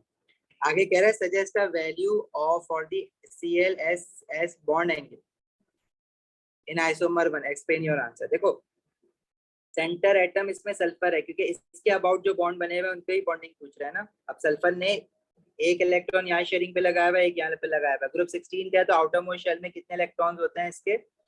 6 electrons होते हैं, तो 2 lone pair बचेंगे इस पे। देखो 2 बॉन्डेड पेयर बना है और 2 लोन पेयर बना है। अब हमने याद किया हुआ है ना, ये 20, 21, 22, 30, 31, 40, 50, 60, L B B P P T by O। 04। तो अब ये 2 बॉन्डेड पेयर 2 लोन पेयर, ये हमारे पास बनेगा बैंड नॉन लीनियर, और बैंड नॉन लीनियर का बॉन्ड एंगल होता है 104.5 डिग्री। एक्सप्लेनेशन में आप बस ये लिख देना sulphur has 2 lone pairs and 2 bonded pairs. ठीक है, जो थ्योरी ऑफ एस्पर है वो बताती है ना ये, तो रिपल्जन होगी बिटवीन लोन पेयर वो ज्यादा होगी as compare to bond pair.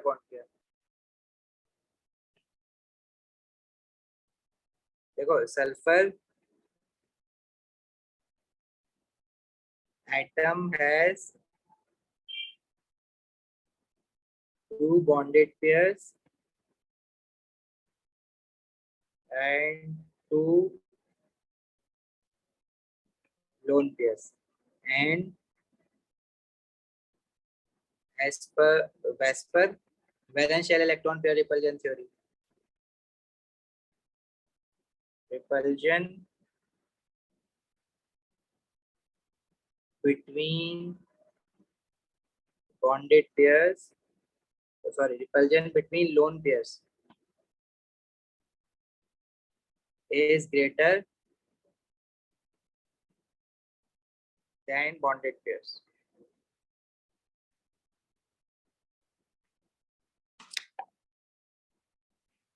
ठीक है, क्योंकि अगर रिपल्जन इक्वल होती तो फिर ये 180 डिग्री बनता, रिपल्जन इक्वल नहीं है तो वो दायरा बैंड हो गया।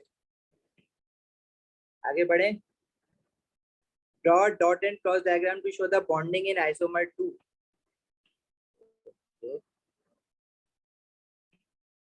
Show the outer shell electrons only. अब ये तो बड़ा आसान सी बात हो गई ना, इसने आपको वो तो बना के दिया हुआ है स्ट्रक्चर, दो एटम के बीच में डबल कोवलेंट बॉन्ड है, यहाँ क्लोरीन है, यहाँ क्लोरीन है, बस आपको इलेक्ट्रॉन शो करना है। सल्फर के आउटर शेल में होते हैं 6 इलेक्ट्रॉन, तो सल्फर के ऊपर एक लोन पेयर बचेगा, ये ख्याल रखना। दूसरे सल्फर एटम के इलेक्ट्रॉन अगर मैं क्रॉस से, इसने बोला हुआ तो नहीं है किसके डॉट के किससे के क्रॉस से, क्लोरीन के आउटर शेल में 7 इलेक्ट्रॉन होते हैं, क्लोरीन के भी मैंने क्रॉस से शो कर दिया, बस आंसर। आउटर इलेक्ट्रॉन्स बना देना, सल्फर के ऊपर 2 लोन पेयर आएंगे और नीचे वाले सल्फर पे, बीच वाले सल्फर पे एक लोन पेयर होगा, बाकी दोनों क्लोरीन पे 3 लोन पेयर होंगे, 3-3। बस आउटर शेल के इलेक्ट्रॉन बनाना भूल जाते हो, ये गलती हो जाती है आप लोगों से।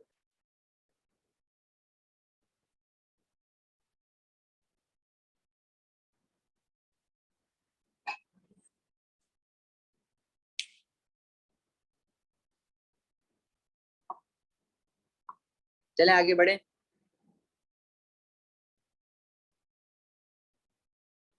Question 4 organic chemistry. क्या organic compounds can be distinguished using chemical tests? Figure table 2.4.1 shows 4 pair of compounds. ठीक है, पहला कंपाउंड क्या है जरा मुझे बता दो, ये क्वेश्चन करने से पहले भी क्या हुआ है कहीं, बता रहे हो जल्दी जल्दी। सर ये एल्डिहाइड से अल्कोहल है। A1 बताओ, A1।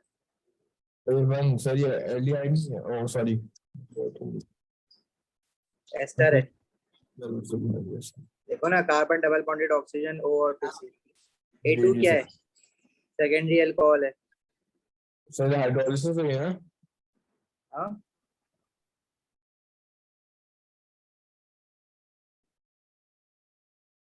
अभी तो उसने, मैं तो सिर्फ कंपाउंड पूछ रहा हूँ ना, आंसर तो मैं पूछ ही नहीं रहा ना। अभी उसने नीचे क्या पूछा है वो मुझे नहीं पता, अभी वो पढ़ते हैं।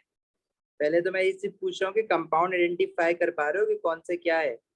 B1 आपका कीटोन है, फंक्शनल ग्रुप पूछ रहा हूँ। B2 एस्टर है, C1 आपका साइक्लिक एल्केन है, C2 जो है वो एल्कीन है, D1 एल्कोहल है और D2 में आपके पास कार्बोक्सिलिक फंक्शनल ग्रुप भी और एल्कोहल भी है। आगे कह रहा है ये मैंने पढ़ा नहीं था। साइक्लोएल्केन, बस सारे कार्बन अगर आपस में एक दूसरे के साथ बॉन्डेड हैं तो वो उसको साइक्लोएल्केन कह रहा है, अगर साइकिल बनी हुई है तो, वरना स्ट्रेट चेन एल्केन होते हैं और साइक्लोएल्केन होते हैं। अच्छा अच्छा, आगे कह रहे हैं table 4.1, identify the region that could distinguish between the compounds in each pair. Give the positive result of the chemical test and identify which compound shows this result. Use a different region for each test. तो 8 marks का है भाई ये पूरा table है, जो पूछा पहला पार्ट पूछा हुआ है ना इसने। तो इसमें आपको देखो एस्टर और अल्कोहल को कैसे डिफरेंशिएट कर सकते हो। सेकेंडरी अल्कोहल है, secondary alcohols are further oxidised to produce ketone, लेकिन एस्टर तो ऑक्सीडाइज नहीं होते ना, तो आप इसमें रीजेंट क्या यूज कर सकते हो, heat with acidify aqueous KMNO4. हाँ, एसिडिफाइड KMNO4 या K2Cr2O7 भी ले सकते हो। So purple to colorless. Purple to colourless किसमें होगा? A2 में। जी. तो विथ A2 ऑब्जर्वेशन क्या है? Purple to colourless. तो A2 में होगा, A1 में नहीं होगा।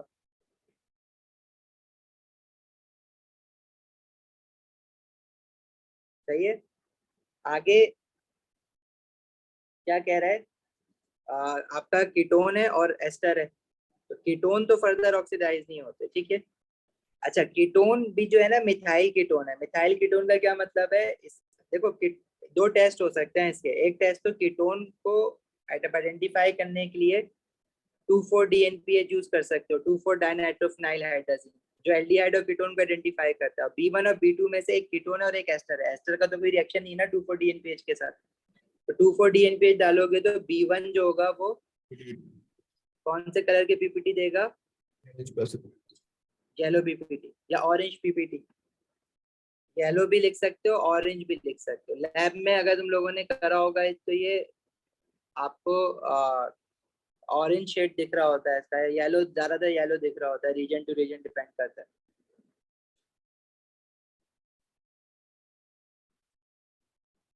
सही है। इसके अलावा एक और टेस्ट भी तो हो सकता है ना। ये मिथाइल कीटोन है जिसमें कीटोन जिस कार्बन पे ऑक्सीजन लगा हुआ है उसके साथ सिर्फ एक CH3 लगा हुआ है। तो कीटोन और सेकेंडरी अल्कोहल और एल्डिहाइड का एक टेस्ट और भी है ना आपका, ट्राई आयोडोमिथेन टेस्ट। तो मैं इसमें ट्राई आयोडोमिथेन टेस्ट भी कर सकता हूँ। उसमें हम क्या करते हैं? एक्वस एल्कलाइन आयोडीन डालते हैं। भाई आवाज नहीं आ रही है, दोबारा बोलो।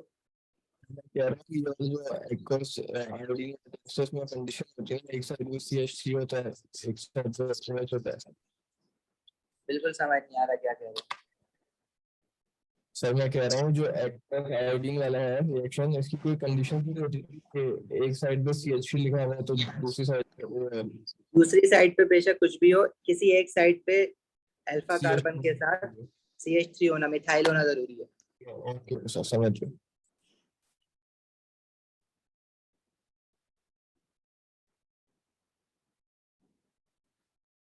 अच्छा, एक सवाल किसी ने लिखा हुआ है, ये क्या? जरा माइक खोल के पूछ सकते हो?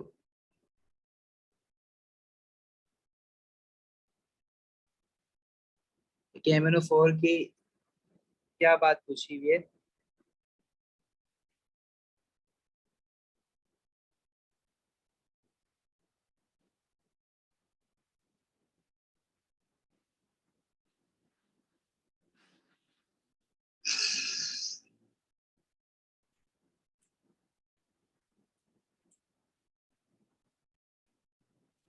देखो KMNO4 का क्या मतलब, K2Cr2O7 और KMNO4 में कंफ्यूज हो रहे हो?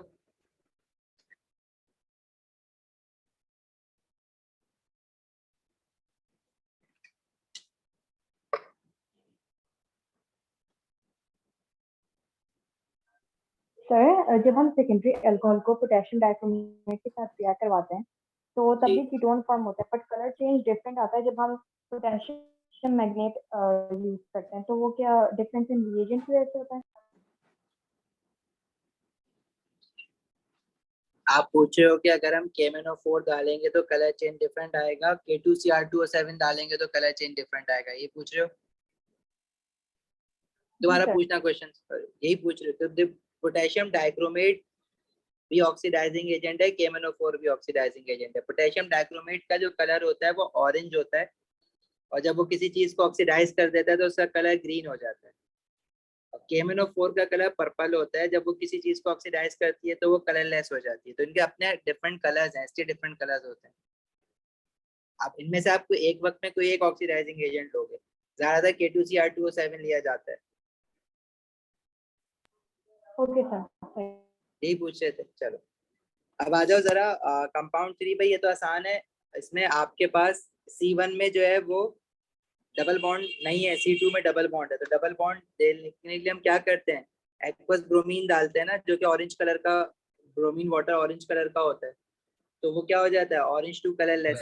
किसके साथ, विद C2 के साथ क्या हो जाएगा, turns orange to colourless. Double bond की प्रेजेंस को शो करना है, डीकलराइज हो जाएगी वो। अच्छा, D1 और D2 में देखो, D1 में सारे अल्कोहल हैं, D2 में एक अल्कोहल भी है और कार्बोक्सिलिक एसिड भी है। तो अगर मैं सोडियम कार्बोनेट डालूं दोनों में, तो सोडियम कार्बोनेट जो है वो एसिड के साथ तो रिएक्ट करेगा, लेकिन अल्कोहल के साथ रिएक्ट नहीं करेगा। तो D1 में सारे अल्कोहल हैं, D2 में कार्बोक्सिलिक फंक्शनल ग्रुप भी है, सोडियम कार्बोनेट इसके साथ रिएक्ट करेगा टू गिव फिजिंग। फिजिंग मतलब एफर्वेसेंस। किसके एफर्वेसेंस है वो, कार्बन डाइऑक्साइड गैस के एफर्वेसेंस है। ये फिजिंग या एफर्वेसेंस विद D2।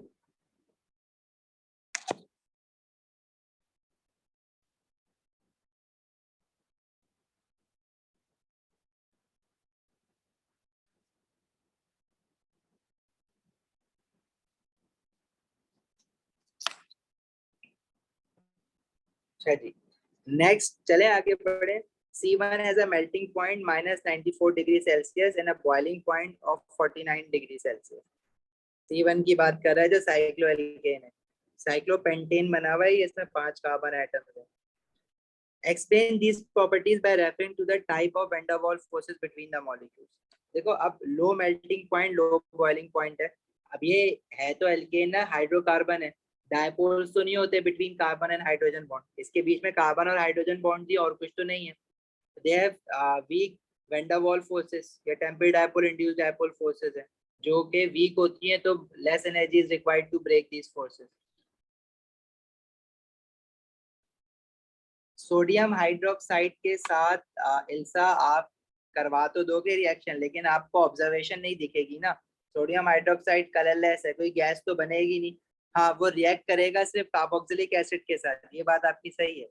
अल्कोहल के साथ सोडियम हाइड्रोक्साइड रिएक्ट नहीं करेगा, लेकिन ऑब्जर्वेशन आपको कुछ दिखेगा नहीं, पता नहीं चलेगा। दोनों में आप डालोगे, D1 में वो अंदर डल तो जाएगा, डिसॉल्व हो जाएगा, लेकिन रिएक्ट नहीं हो रहा। D2 में वो रिएक्ट हो रहा है, लेकिन आपको कुछ ऑब्जर्वेशन में नहीं दिखेगा।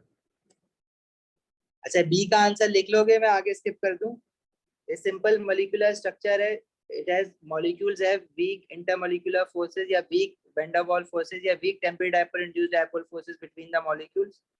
So small less energy is required to break या overcome these forces।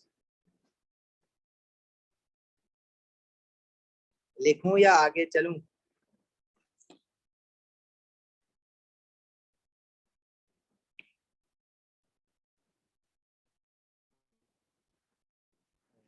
Simple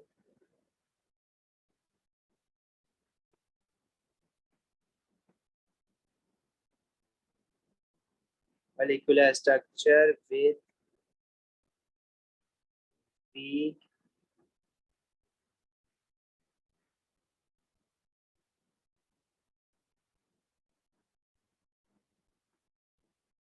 temporary dipole induced dipole forces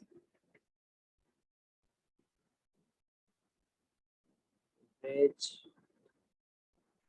requires lesser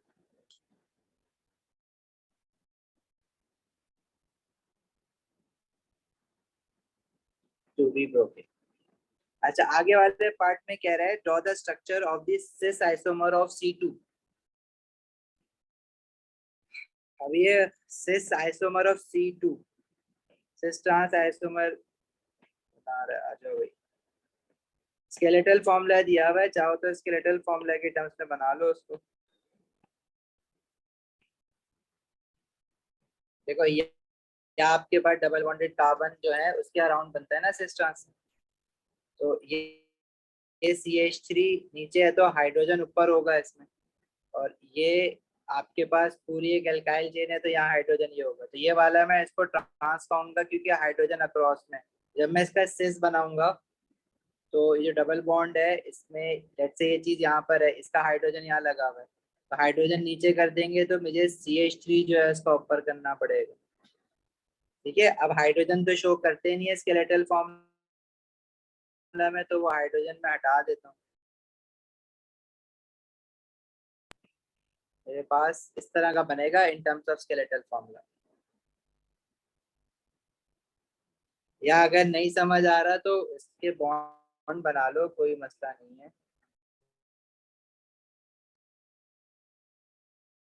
इधर CH2 CH हाइड्रोजन नीचे बना हुआ है CH। ऐसे स्केलेटल फॉर्मूला की प्रैक्टिस करो पक्की।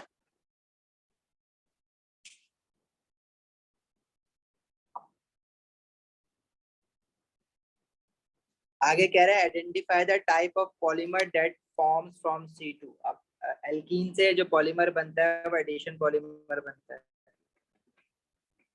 Draw one repeat unit for the polymer form from C2। देखो पॉलीमर बनाने के लिए you have to make sure there should not be any atoms or group of atoms written on the right and left hand side of the double bonded carbon atom। देखो अगर आपने skeletal formula भी बना सकते हो polymer का, कोई मसला नहीं है। एक रिपीट यूनिट दिखाना है ना, तो जैसे ये है CH2 CH2 CH3, एक रिपीट यूनिट आप एक मोनोमर बनाओगे और जो कार्बन कार्बन डबल बॉन्ड है उसमें से एक बॉन्ड को खत्म कर देना और जो दोनों कार्बन है उनकी कंटिन्यूटी बॉन्ड्स ऐसे शो कर देना बस। अगर दो रिपीट यूनिट बनाने के लिए कहे तो दो मॉलिक्यूल ऐसे लिख के आपस में ज्वाइन कर देना, डबल बॉन्ड खत्म हो जाएगा बस।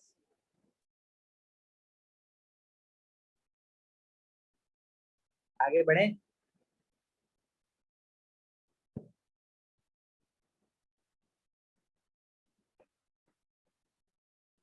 ओके जी, क्वेश्चन 5 मुश्किल है भाई। लैक्टोन्स आर साइक्लिक एस्टर्स। अच्छा जी, कोई नई चीज है जो हमें इंट्रोड्यूस करवा रहा है, हमने तो नहीं देखी साइक्लिक एस्टर्स क्या होते हैं। कह रहा है under suitable condition lactones form from molecule that have both an alcohol and a carboxylic functional group. अब किसी एक मॉलिक्यूल में अगर कार्बोक्सिलिक और अल्कोहलिक फंक्शनल ग्रुप है तो वो आपस में रिएक्ट कर सकते हैं ना। जैसे ये जो मॉलिक्यूल इसने बनाया हुआ है ये इसने बेंड करके बनाया हुआ है, अगर मैं इसको सीधा करके बनाऊं तो वो कुछ इस तरह से दिखेगा। अब जैसे वो अमाइनो एसिड्स होते हैं ना जो आप ओ लेवल में प्रोटीन्स पढ़ते थे कि दो अमाइनो एसिड आपस में पॉलीमराइजेशन कर लेते हैं, इसमें क्या किया है इसने, ये वाला जो कार्बन है जिसके साथ कार्बोक्सिलिक है और जिसके साथ अल्कोहल है वो एक दूसरे के आमने सामने ले आया, तो कार्बोक्सिलिक एसिड और अल्कोहल आपस में रिएक्ट करते हैं, एस्टर बनाते हैं। सही है। तो ये जब आपस में एक दूसरे के आमने सामने है तो एस्टर बनाने के लिए इसमें से क्या होगा, दो हाइड्रोजन और एक ऑक्सीजन निकल के वाटर बनाएगा और ये आपस में इसने बॉन्ड बना लिया। ये जो फंक्शनल ग्रुप बन गया ये हमारे पास एस्टर फंक्शनल ग्रुप बन गया।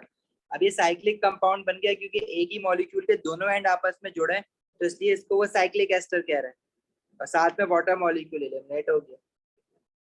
समझ आए रिएक्शन में लिखा हुआ क्या है उसने।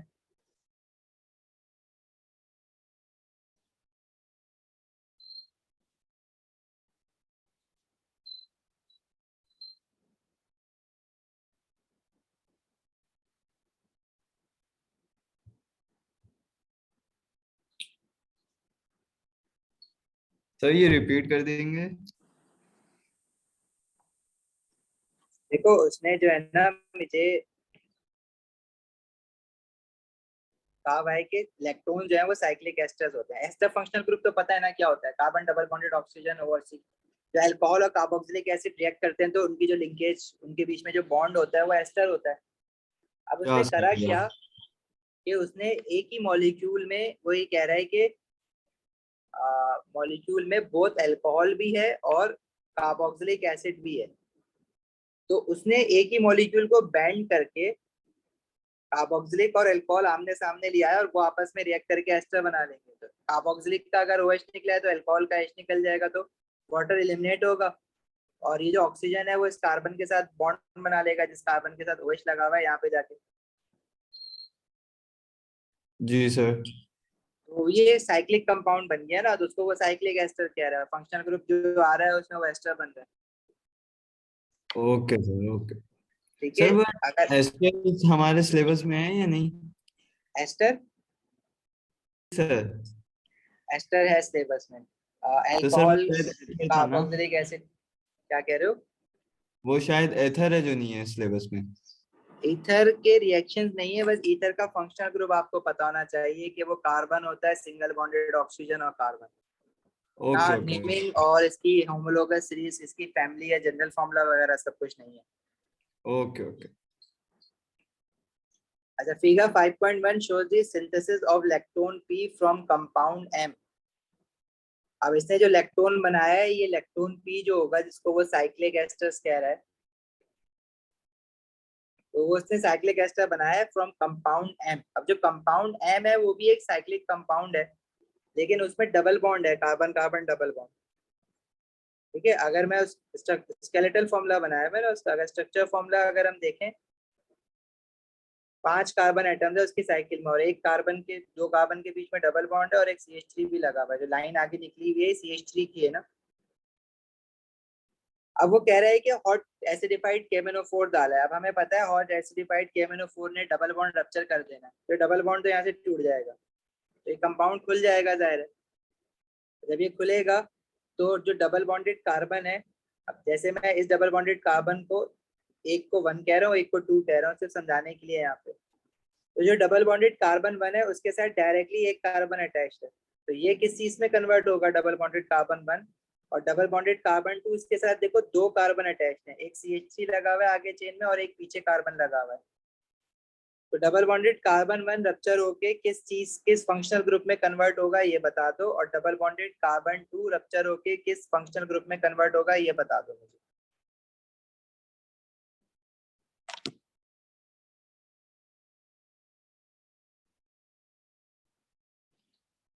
कार्बन 1 कार्बोक्सिलिक एसिड में कन्वर्ट होगा और कार्बन 2 जो है कीटोन में। सही है, वेरी गुड। क्योंकि कार्बन 1 इसलिए कार्बोक्सिलिक में कन्वर्ट होगा क्योंकि इसके साथ एक एल्काइल है, और कार्बन 2 जो है उसके साथ 2 एल्काइल डायरेक्टली अटैच्ड है, तो वो कीटोन में कन्वर्ट हो जाएगा। मतलब अगर ये एन स्ट्रक्चर बनाने के लिए अगर मुझे कह देता है आगे, तो बना, बल्कि कहा हुआ है M reacts with hot acidified KMnO4 to form N। अब ये खुलेगा तो जो कार्बन 1 है, या आप कह रहे हो कि कन्वर्ट हो जाएगा कार्बोक्सिलिक फंक्शनल ग्रुप में। अब ये खुल जाएगा ना, तो ये साइक्लिक तो खत्म हो जाएगी, चेन बन जाएगी। उसके बराबर वाला जो कार्बन है, जिसको लेट से मैं कार्बन 3 कह रहा हूँ, ऐसी नंबरिंग कर रहा हूँ सिर्फ समझाने के लिए। तो जो कार्बन 3 है, इसके साथ देखो पहले से 2 हाइड्रोजन लगे हुए हैं, तो 2 हाइड्रोजन ही लगे रहेंगे, इसके साथ तो कुछ भी नहीं होगा। और फिर ये जो कार्बन 4 है उसके साथ भी देखो 2 हाइड्रोजन लगे हुए हैं। और चेन खोल के लिख रहा हूँ मैं, क्योंकि वो जहां से जुड़ा हुआ था वो तो टूट गया ना, टूट गया तो स्ट्रेट चेन बन जाएगी। फिर आगे कार्बन 5 जिसको मैं कह रहा हूँ, उसके साथ भी CH2 है, लेकिन जिसको हमने कार्बन 2 बोला हुआ है, ये इसके साथ जो है वो एक CH3 भी लगा हुआ है ना। वो CH3 अब आप नीचे कर दो या ऊपर कर दो, आना तो है। और ये कार्बन कीटोन में कन्वर्ट होगा ना, तो इसके साथ डबल बॉन्डेड ऑक्सीजन भी आ जाएगा लाइक दिस। एन ये बनेगा। एन का मोलिकुलर फॉर्मूला दिया हुआ है 6 कार्बन एटम, तो 6 कार्बन एटम बन रहे हैं इसमें, 1 2 3 4 5 6। यस, हाइड्रोजन दिए हुए 10, 1 2 3 4 5 6 7 8 9 10। यस, और ऑक्सीजन दिए हुए 3, 2 ऑक्सीजन कार्बोक्सिलिक में और एक कीटोन में। सर इसमें एल्डिहाइड क्यों नहीं बनेगा? एल्डिहाइड देखो तब बनता है जब हम लोग हीट अंडर रिफ्लक्स करते हैं, ऐसा तो उसमें कुछ लिखा हुआ नहीं है। और याद रखना कि जब हम प्राइमरी अल्कोहल को ऑक्सीडाइज करते हैं तो हीट अंडर रिफ्लक्स करेंगे तो कार्बोक्सिलिक एसिड बनेगा, और हीट और डिस्टिल लिखा हुआ होगा साथ में तो एल्डिहाइड बनेगा। वो जी सर। वो जरा सुन लो पूरी बात, प्राइमरी अल्कोहल की ऑक्सीडेशन में एल्डिहाइड बना रहे होते हैं, लेकिन जब हम हॉट KMnO4 डालते हैं ना, तो हाँ बीच में एल्डिहाइड जरूर बनता है, कार्बोक्सिलिक एसिड ऑक्सीडाइज होता है, लेकिन हॉट KMnO4 के साथ कभी भी आपने ये नहीं देखा कि बीच में हम डिस्टिल कर लें, तो हम पूरा ही रिएक्शन कराते हैं, तो वो कार्बोक्सिलिक पे ही जाके रुकता है हमेशा। हाँ, अगर कभी बीच में लिख दे के हमने हॉट KMnO4 डाला और उसको डिस्टिल कर लिया, तो हाँ पॉसिबिलिटी है कि एल्डिहाइड बन जाए, लेकिन ऐसा कभी कहता नहीं है, क्योंकि हॉट KMnO4 जब डालते हैं तो एक जगह अगर एल्डिहाइड बन रहा है तो एक जगह कोई और फंक्शनल ग्रुप बन रहा होता है, तो उसके वो वेपराइज होता भी नहीं है कि आप डिस्टिल कर सको उसको। सही है एल्सा। और कौन पूछ रहा था, समझ आ गई बात?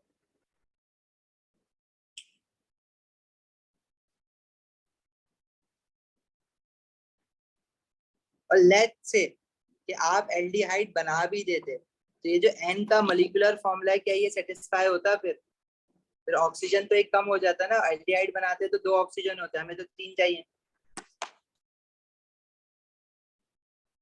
Okay sir. सही। अच्छा, अब आगे अगर N को देखो जो रिएक्शन 2 करवाया हुआ है उसने उसने डाला हुआ है NaBH4। NaBH4 क्या है? सर ये वो है ना, रिड्यूसिंग एजेंट यूज होता है। हाँ, रिड्यूसिंग एजेंट है। तो ये क्या करेगा? कार्बोक्सिलिक एसिड को रिड्यूस कर देगा प्राइमरी अल्कोहल में और कीटोन को रिड्यूस कर देगा सेकेंडरी अल्कोहल में। मैं सर एक बात बताएं, वो जो लिथियम अल्यूमिनियम हाइड्राइड है और ये सोडियम BH4 जो भी है सर, इनमें से कोई एक सिलेबस में नहीं है ना? दोबारा बोलो, आवाज बहुत तुम्हारी ना वो ब्रेक हो रही है बीच में। सर मैं कह रहा हूँ, आपको आवाज आ रही होगी? अब आ रही है, स्लो स्लो बोलो, कट रही है बीच में। अच्छा सर, मैं कह रहा हूँ कि जो लिथियम अल्यूमिनियम हाइड्राइड है और ये NaBH4 है, इनमें से एक सिलेबस में नहीं था, मतलब कोई एक है ना? सिलेबस में मतलब है एज अ रिड्यूसिंग एजेंट है, ये याद रखना है आपको। NaBH4 वीकर रिड्यूसिंग एजेंट है। LiLH4 ईथर में डाल के यूज करते हैं, स्ट्रॉन्गर रिड्यूसिंग एजेंट। ठीक है सर, ओके। ठीक है। एक क्वेश्चन हम कर रहे थे जिसमें याद है NaBH4 जब वो पूरी रिडक्शन नहीं करवा रहा था तो हमने उसने कहा था कि बताओ कौन सा रिड्यूसिंग एजेंट जो है वो पूरी रिडक्शन नहीं करवा रहा होगा। तो हमने चीज को स्पेकुलेट किया था कि भाई जो वीकर रिड्यूसिंग एजेंट है वो पूरी रिडक्शन नहीं करवा रहा होगा। वैसे याद नहीं करवाया ये कहीं पे सिलेबस ने, लेकिन हमने खुद ही एनालाइज किया था उस सिचुएशन को। अच्छा, आगे कह रहा है N is reduced by NaBH4 to form 5 hydroxy hexanoic acid in reaction 2। यहाँ पे भी वही बात कर रहा है कि जो NaBH4 है वो आगे रिडक्शन तो करवा रहा है, लेकिन क्या वो कार्बोक्सिलिक एसिड की रिडक्शन करवा रहा है? नहीं करवा पा रहा। क्योंकि अगर करवा रहा होता तो जो कार्बोक्सिलिक एसिड था वो आगे वाले स्ट्रक्चर में गायब हो जाता ना, अल्कोहल बन जाता। वो तो कार्बोक्सिलिक एसिड ही है, लेकिन जो कीटोन है, जो हमारा स्ट्रक्चर N में कीटोन आया है वो देखो अल्कोहल में कन्वर्ट हो गया है, सेकेंडरी अल्कोहल में आ गया।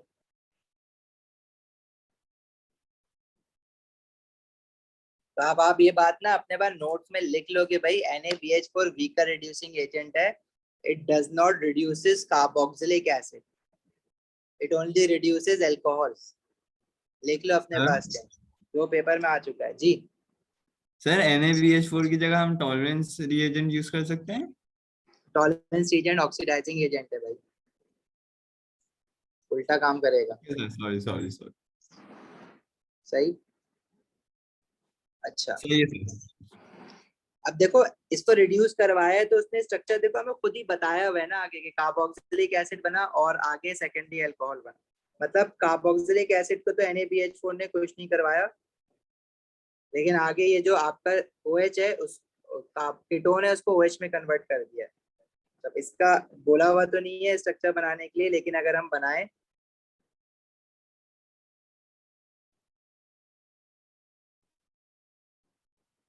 तो वो कुछ ये बनेगा, यहाँ पे OH आ जाएगा, ठीक है, और यहाँ पे एक हाइड्रोजन आ जाएगा, तो बन जाएगा सेकेंडरी अल्कोहल।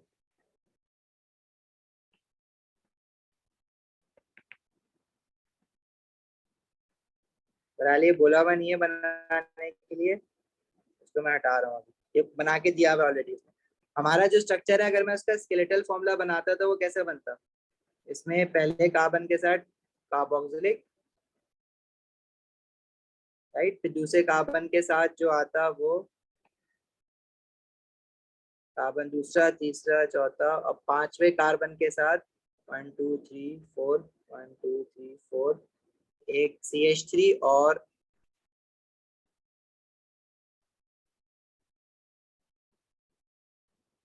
सही है। इसको रिड्यूस करवाया तो जो ये वाली चीज है ना कीटोन, वो सेकेंडरी अल्कोहल बन गई है। फिर आगे कह रहे हैं N is reduced by NaBH4 to form 5 hydroxy hexanoic acid. अब इसको 5 हाइड्रोक्सी हेक्सानोइक एसिड इसलिए कह रहे हैं क्योंकि नंबरिंग याद है ना, नंबरिंग जो हम स्टार्ट करेंगे वो कार्बोक्सिलिक फंक्शनल ग्रुप से स्टार्ट करेंगे। तो 5th कार्बन पे हाइड्रोक्सी आएगा तो 5 हाइड्रोक्सी हेक्सानोइक एसिड 6 कार्बन है स्ट्रेट चेन में, construct an equation for reaction 2 using molecular formula. अच्छा, रिएक्शन 2 की इक्वेशन लिखनी है, तो N जो है उसका तो मोलिकुलर फॉर्मूला गिवन है ना, C6H10O3। रिड्यूसिंग एजेंट को हम लोग हाइड्रोजन ऐसे रिप्रेजेंट करते हैं, और जो हमारे पास 5 हाइड्रोक्सी हेक्सानोइक एसिड बना है उसमें देखो OH आके लगा है, OH का एक हाइड्रोजन आके अटैच्ड होता है, और एक हाइड्रोजन देखो यहाँ पे भी अटैच्ड होता है ना इधर, क्योंकि जब डबल बॉन्ड खत्म होगा तो कार्बन की एक वैलेंसी फ्री भी तो होगी ना। OH आ गया यहाँ पर, ये वाला हाइड्रोजन भी तो मैंने एक्स्ट्रा ऐड किया है।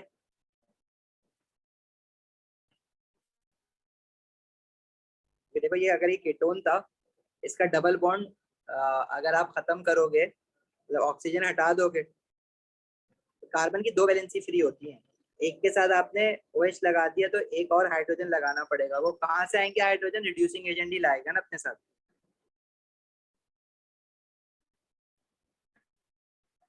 तो कार्बन तो उतने ही है जो कंपाउंड बना है, हाइड्रोजन जो है वो 2 बढ़ गए हैं पूरे फॉर्मूले में, और ऑक्सीजन जो है वो भी उतने ही है, O3।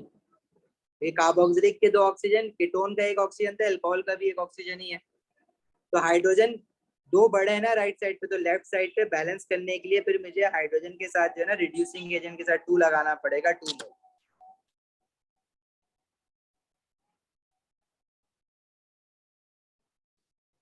अरे वो ही गई। ठीक है, आगे रिएक्शन 2 के बारे में कह रहा है। Reaction 2 is a nucleophilic addition. और न्यूक्लियोफिलिक एडिशन कब होती है? कार्बोनाइल कंपाउंड्स में होती है। ठीक है, suggest by reaction 2 creates a mixture of 2 organic compounds. अब देखो, जो 2 ऑर्गेनिक कंपाउंड हमारे पास बनेंगे, उनमें ये जो अभी हम 5 हाइड्रोक्सी हेक्सानोइक एसिड को अगर देखें, तो ये हमारे पास बेसिकली जो बन रहा है इसमें एक कायरल कार्बन है, जो 5th कार्बन है ना वो कायरल कार्बन है, मतलब वो ऑप्टिकल आइसोमर बन सकता है। अब अगर इसी तरह के मतलब देखने में स्ट्रक्चर फॉर्मूला तो सेम होगा, मॉलिक्यूलर फॉर्मूला भी सेम होगा, स्ट्रक्चर फॉर्मूला भी सेम होगा, लेकिन जो 2 प्रोडक्ट्स होंगे वो एक दूसरे के मिरर इमेजेस होंगे। मिरर इमेजेस होने का मतलब क्या है कि वो एक दूसरे के ऑप्टिकल आइसोमर्स हैं। ठीक है,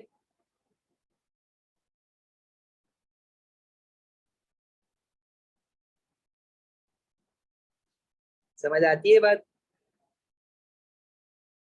मिरर इमेजेस की बात समझना ना 2D में बड़ा मुश्किल है, बस इस तरह से समझो उसको। जो हमारा स्ट्रक्चर N था ना वो कीटोन था, और जो कीटोन होता है ना उसमें जहाँ पे न्यूक्लियोफिलिक एडिशन हुई है वो कार्बोनाइल फंक्शनल ग्रुप में हुई है ना कीटोन में। ये जो हमारे पास कार्बन है वो बेसिकली प्लेनर स्ट्रक्चर है, और प्लेनर स्ट्रक्चर, कार्बन जब प्लेनर स्ट्रक्चर बनाता है तो sp3 हाइब्रिडाइजेशन हुई हुई होती है, सॉरी sp2 हाइब्रिडाइजेशन हुई हुई होती है, टर्मिनल प्लेनर 120 डिग्री। तो जब 120 डिग्री का बॉन्ड बना हुआ होता है ना, तो इसका मतलब है कि आपके पास न्यूक्लियोफाइल जो है ना वो 2 जगहों से अटैक कर सकता है। कुछ मॉलिक्यूल्स में अगर वो फ्रंट साइड राइट साइड से अटैक कर रहा है, तो कुछ मॉलिक्यूल में वो लेफ्ट से भी अटैक कर सकता है। लेकिन जो फाइनल प्रोडक्ट मिलता है आपके पास, वो प्रोडक्ट जो होते हैं वो आपस में एक दूसरे का non super imposable mirror images होते हैं, तो हम उनको आइडेंटिकल प्रोडक्ट नहीं कह सकते, हम उनको कहते हैं एक दूसरे का ऑप्टिकल आइसोमर। अब ये याद कर लो, देखो अब अगर वो कभी भी पूछेगा ना तुम्हारे पास ऐसा मॉलिक्यूल जिसमें, अब यहाँ पे मेजर और माइनर प्रोडक्ट का तो चक्कर है नहीं, double bond carbon carbon double bond तो नहीं था, तो फिर आइसोमर कैसे बन गया डिफरेंट? एक ही जगह पे अटैच्ड होना है आके OH को, तो और आइसोमर बनने का भी तरीका क्या बचा? मेरे पास भी स्टीरियो आइसोमेरिज्म ही बचती है। स्टीरियो आइसोमेरिज्म में कार्बन कार्बन डबल बॉन्ड भी एग्जिस्ट नहीं कर रहा, तो सिस ट्रांस भी नहीं है, तो दूसरी स्टीरियो आइसोमेरिज्म मेरे पास बचती है ऑप्टिकल। क्योंकि अगर आप एनालाइज करो उसको, तो मैं अगर आपसे कहूँ कि भाई ये जो अभी 5 हाइड्रोक्सी हेक्सानोइक एसिड बना हुआ है, रिएक्शन 2 के बाद जो प्रोडक्ट बना है, इसका क्या तुम कोई और स्ट्रक्चर आइसोमर बना के दे सकते हो मुझे? कि मैं कीटोन को रिड्यूस करवा के अल्कोहल लगा रहा हूँ, तो कोई और पॉसिबिलिटी होती है कि OH कहीं और लग जाए, उसी कार्बन पे लगना है ना जिस कार्बन पे डबल बॉन्डेड ऑक्सीजन है। तो मतलब किसी भी तरह की स्ट्रक्चर आइसोमेरिज्म नहीं है। अगर वो क्वेश्चन में आपसे कहता है कि मिक्सचर ऑफ ऑर्गेनिक कंपाउंड बन रहा है, तो आपके माइंड में फौरन क्लिक करना चाहिए कि he is talking about isomers, क्योंकि उसने कहा है reaction 2 creates a mixture of 2 organic compound. जब भी वो mixture of organic compounds product में क्या है, तो ये बात तो लिख लो कि आपने लिखना आइसोमर्स के बारे में ही। अब आइसोमर्स के बारे में आपने एल्कीन में देखा है कि मेजर और माइनर प्रोडक्ट का चक्कर आ रहा होता है। अब मेजर और माइनर प्रोडक्ट एल्कीन, उसके अलावा तो आपने कोई रिएक्शन नहीं पढ़ा जिसमें आपके डिफरेंट मेजर और माइनर प्रोडक्ट आइसोमर्स बन गए। रिएक्शन मिक्सेस आपके वहीं बन, देखो दो मैं सब बता देता हूँ। एल्केन में भी हमने फ्री रेडिकल सब्स्टिट्यूशन में भी ये चीज देखी थी कि अगर हमारे पास मोनो क्लोरोप्रोपेन बना है, क्लोरोप्रोपेन, तो 2 क्लोरोप्रोपेन भी बन सकता है, 1 क्लोरोप्रोपेन भी बन सकता है। तो इसमें मिक्सचर ऑफ प्रोडक्ट बन सकते हैं। दूसरा मिक्सचर ऑफ प्रोडक्ट आपने देखा था कार्बन कार्बन डबल बॉन्ड के केस में। अगर फॉर एग्जांपल मेरे पास ब्यूट-1ईन या ब्यूट-2ईन है या प्रोप-1ईन है, तो जिस डबल बॉन्डेड कार्बन पे हाइड्रोजन ज्यादा है उस कार्बन पे ज्यादा हाइड्रोजन लगना प्रेफर करते हैं। तो वो मेजर और माइनर प्रोडक्ट हमने वहां पे देखा था। तो इसमें या तो 2 ब्रोमो प्रोपेन बनेगा या 1 ब्रोमो प्रोपेन बनेगा, ऐसा ही है ना। यहाँ पे आपने मिक्सचर ऑफ ऑर्गेनिक प्रोडक्ट देखे on the basis of isomer. जब भी मिक्सचर की बात करेगा वो आइसोमर्स की बात कर रहा है, खत्म। तो हमारे पास अब देखो कार्बन कार्बन डबल बॉन्ड भी नहीं है यहाँ पे, और ये कोई हेलोजिनेशन भी नहीं हो रही है एल्केन की, ये तो न्यूक्लियोफिलिक एडिशन हो रहा है। अब न्यूक्लियोफिलिक एडिशन में अगर वो मिक्सचर ऑफ कंपाउंड्स कह रहा है तो मतलब आइसोमेरिज्म हो रही है, लेकिन स्ट्रक्चरल आइसोमेरिज्म कोई भी नहीं हो सकती इसमें। वो होती सिर्फ एल्केन की क्लोरीनेशन के वक्त है और डबल बॉन्ड में एडिशन के वक्त है। तो हमारे पास सिर्फ एक ही वो बचता है, क्या है, स्टीरियो आइसोमेरिज्म। अब स्टीरियो आइसोमेरिज्म में भी 2 टाइप्स हैं, या तो कार्बन कार्बन डबल बॉन्ड है तो सिस्टर्स, और अगर कार्बन कार्बन डबल बॉन्ड भी नहीं है तो हमारे पास एक ही चीज बचती है, वो क्या है, ऑप्टिकल आइसोमर्स। अब मैं ऑप्टिकल आइसोमर्स कंफर्म कैसे कर पा रहा हूँ कि मैं कह रहा हूँ कि जिस कार्बन पे OH लगा है वो कार्बन कायरल कार्बन बन रहा है। तो ऑप्टिकल आइसोमर्स क्या होता है, एक दूसरे का non super imposable mirror images of each other.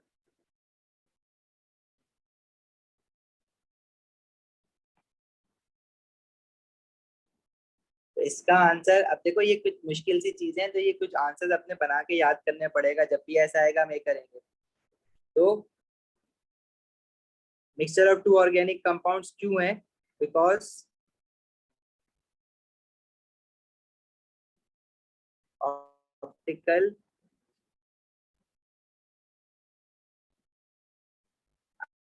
isomers are formed due to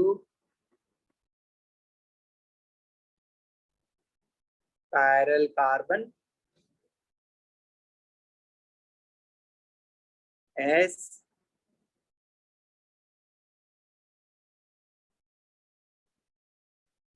and was a planar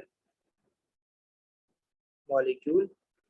अगर आप ये प्लेनर की बात ना भी लिखो, अगर आप ये लिख दो कि प्लेनर की, चलो हमने ना इस तरह से थ्योरी में पढ़ा नहीं है लिंक करके, उसको आप ना लिखो, उसको आप ये लिख दो कि एन जो है it can be attacked from different sides.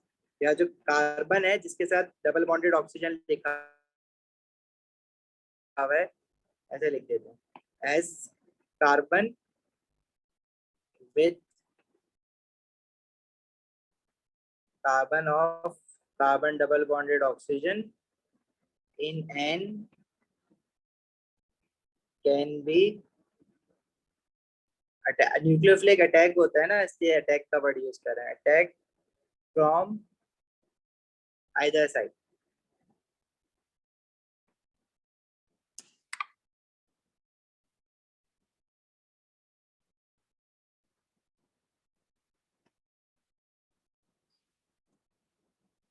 Clear,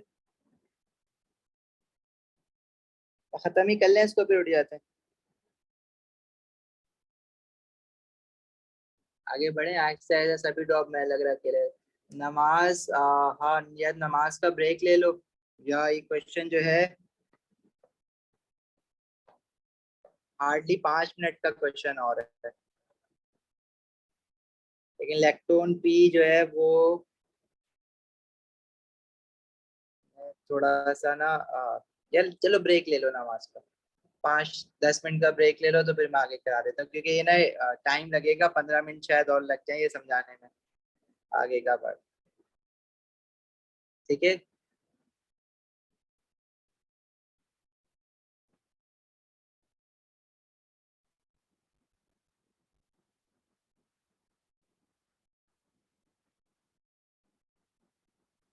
loading कहाँ हो रही है?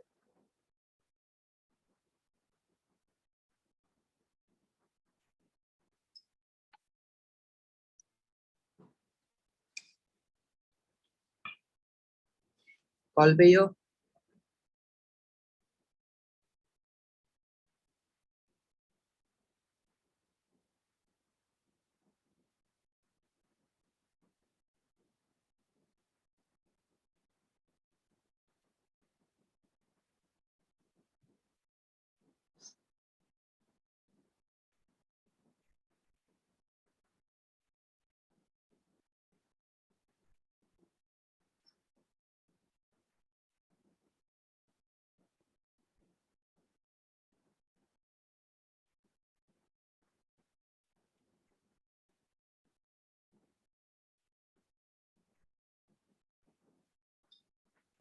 अच्छा wait, draw lactone P the product of reaction 3।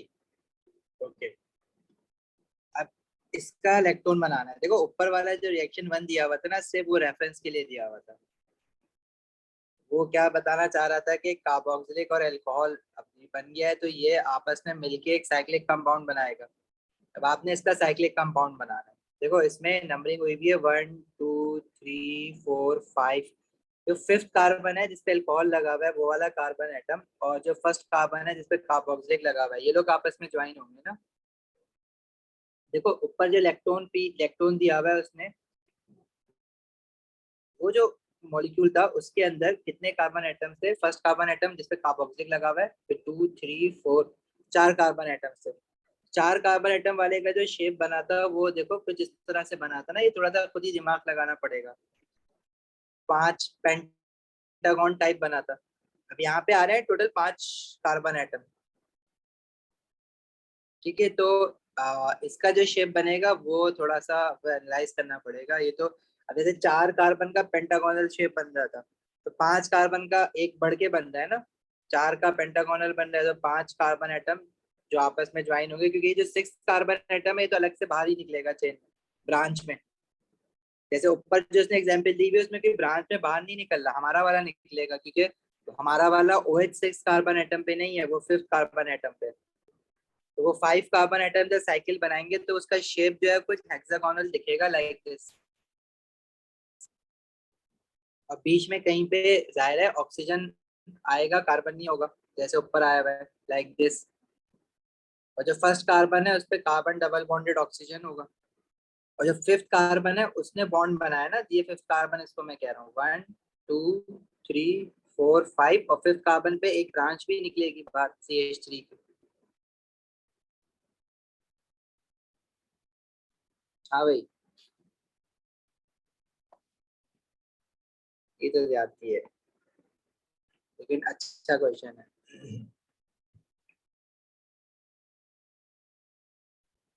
देखो चलो बनाते हैं इसको।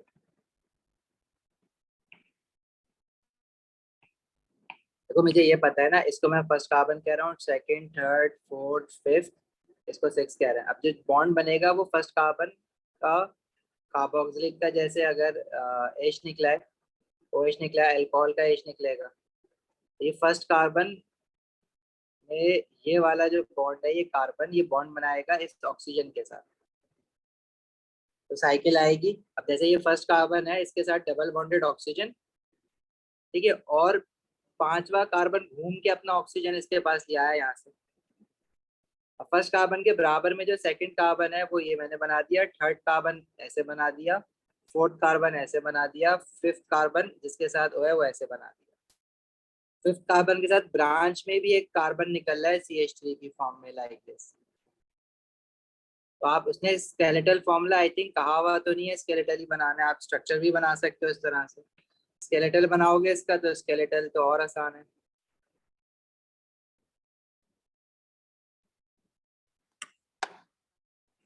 अभी समझ आया इल्सा, सामिया?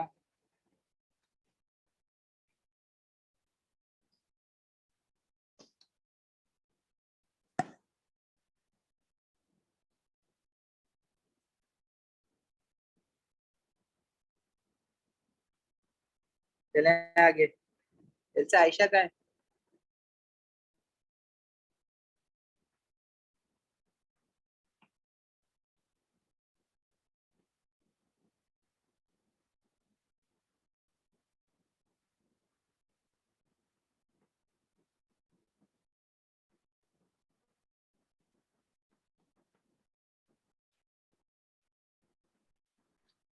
अच्छा जी, आगे कह रहा है a student monitors the progress of reaction to using infrared spectroscopy. Use table 5.1 to suggest why it is difficult to distinguish between N and 5-hydroxyhexanoic acid using infrared spectroscopy.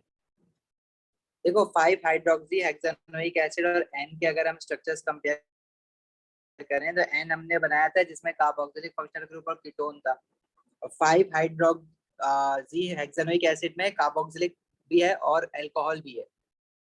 ठीक है, तो एक तो सेम फंक्शनल ग्रुप है। ठीक है, और दूसरी बात कि अगर मैं ये देखूं ना, एब्जॉर्प्शन देखूं, तो अल्कोहल और कार्बोक्सिलिक की जो एब्जॉर्प्शन है वो अक्सर करीब करीब होती है ना। OH, एक तो दोनों कार्बोक्सिलिक फंक्शनल ग्रुप की एब्जॉर्प्शन तो ओवरलैप कर रही होंगी। अब बात करें हाइड्रोक्सी की, तो जो अल्कोहल है उसकी जो एब्जॉर्प्शन है वो 3200 से 3650 पे, तो वो भी बट करीब करीब ही होगी ना OH से। तो थोड़ा सा आइडेंटिफाई करने में, अगर उसमें 5-हाइड्रोक्सी में हमारे पास अल्कोहल नहीं होता ना, सिर्फ मतलब कार्बोक्सिलिक नहीं होता, सिर्फ अल्कोहल होता, तो फिर आसान हो जाता। तो जब एक जैसे फंक्शनल ग्रुप होते हैं दो कंपाउंड में, तो ऑब्वियसली आपस में जो एब्जॉर्प्शंस है वो ओवरलैप करती हैं, इसलिए डिस्टिंग्विश करना मुश्किल हो जाता है। एब्जॉर्प्शंस values are similar as both compounds have same bonds.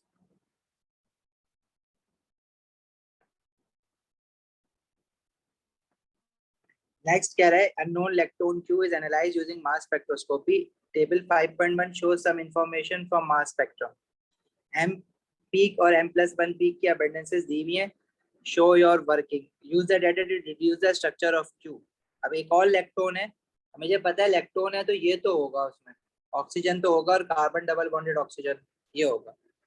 इसके अलावा और क्या है, वो साइकिल में 5 कार्बन है, 6 कार्बन है, 2 कार्बन है, 2 तो की तो हो नहीं सकती साइकिल। खैर, तो वो मालूम करने के लिए ना हमें नंबर ऑफ कार्बन एटम निकालना है, और वो निकालने का जो फॉर्मूला है हमारे पास नंबर ऑफ कार्बन एटम निकालने का, वो हमने क्या याद किया है, 100 divided by 1.1 into percentage of M+1 peak divided by M peak.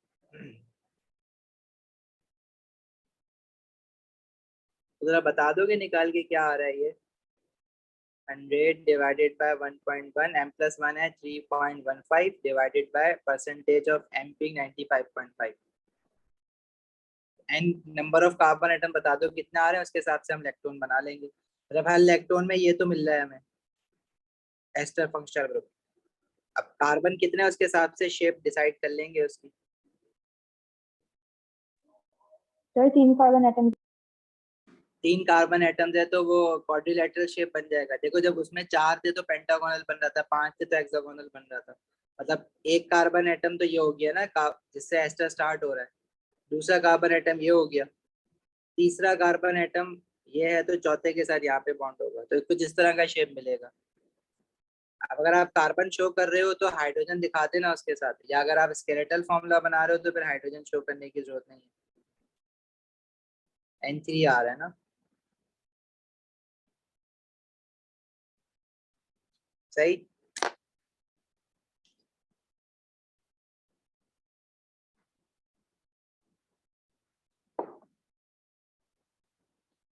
Clear है? नीचे लाइन है वर्किंग करने के लिए दी हुई थी, 3 निकालने के लिए।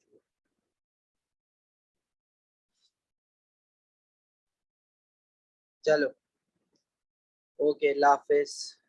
आप लोगों का कल को एग्जाम है, आई थिंक फिजिक्स का प्रैक्टिकल है ना कुछ लोगों का।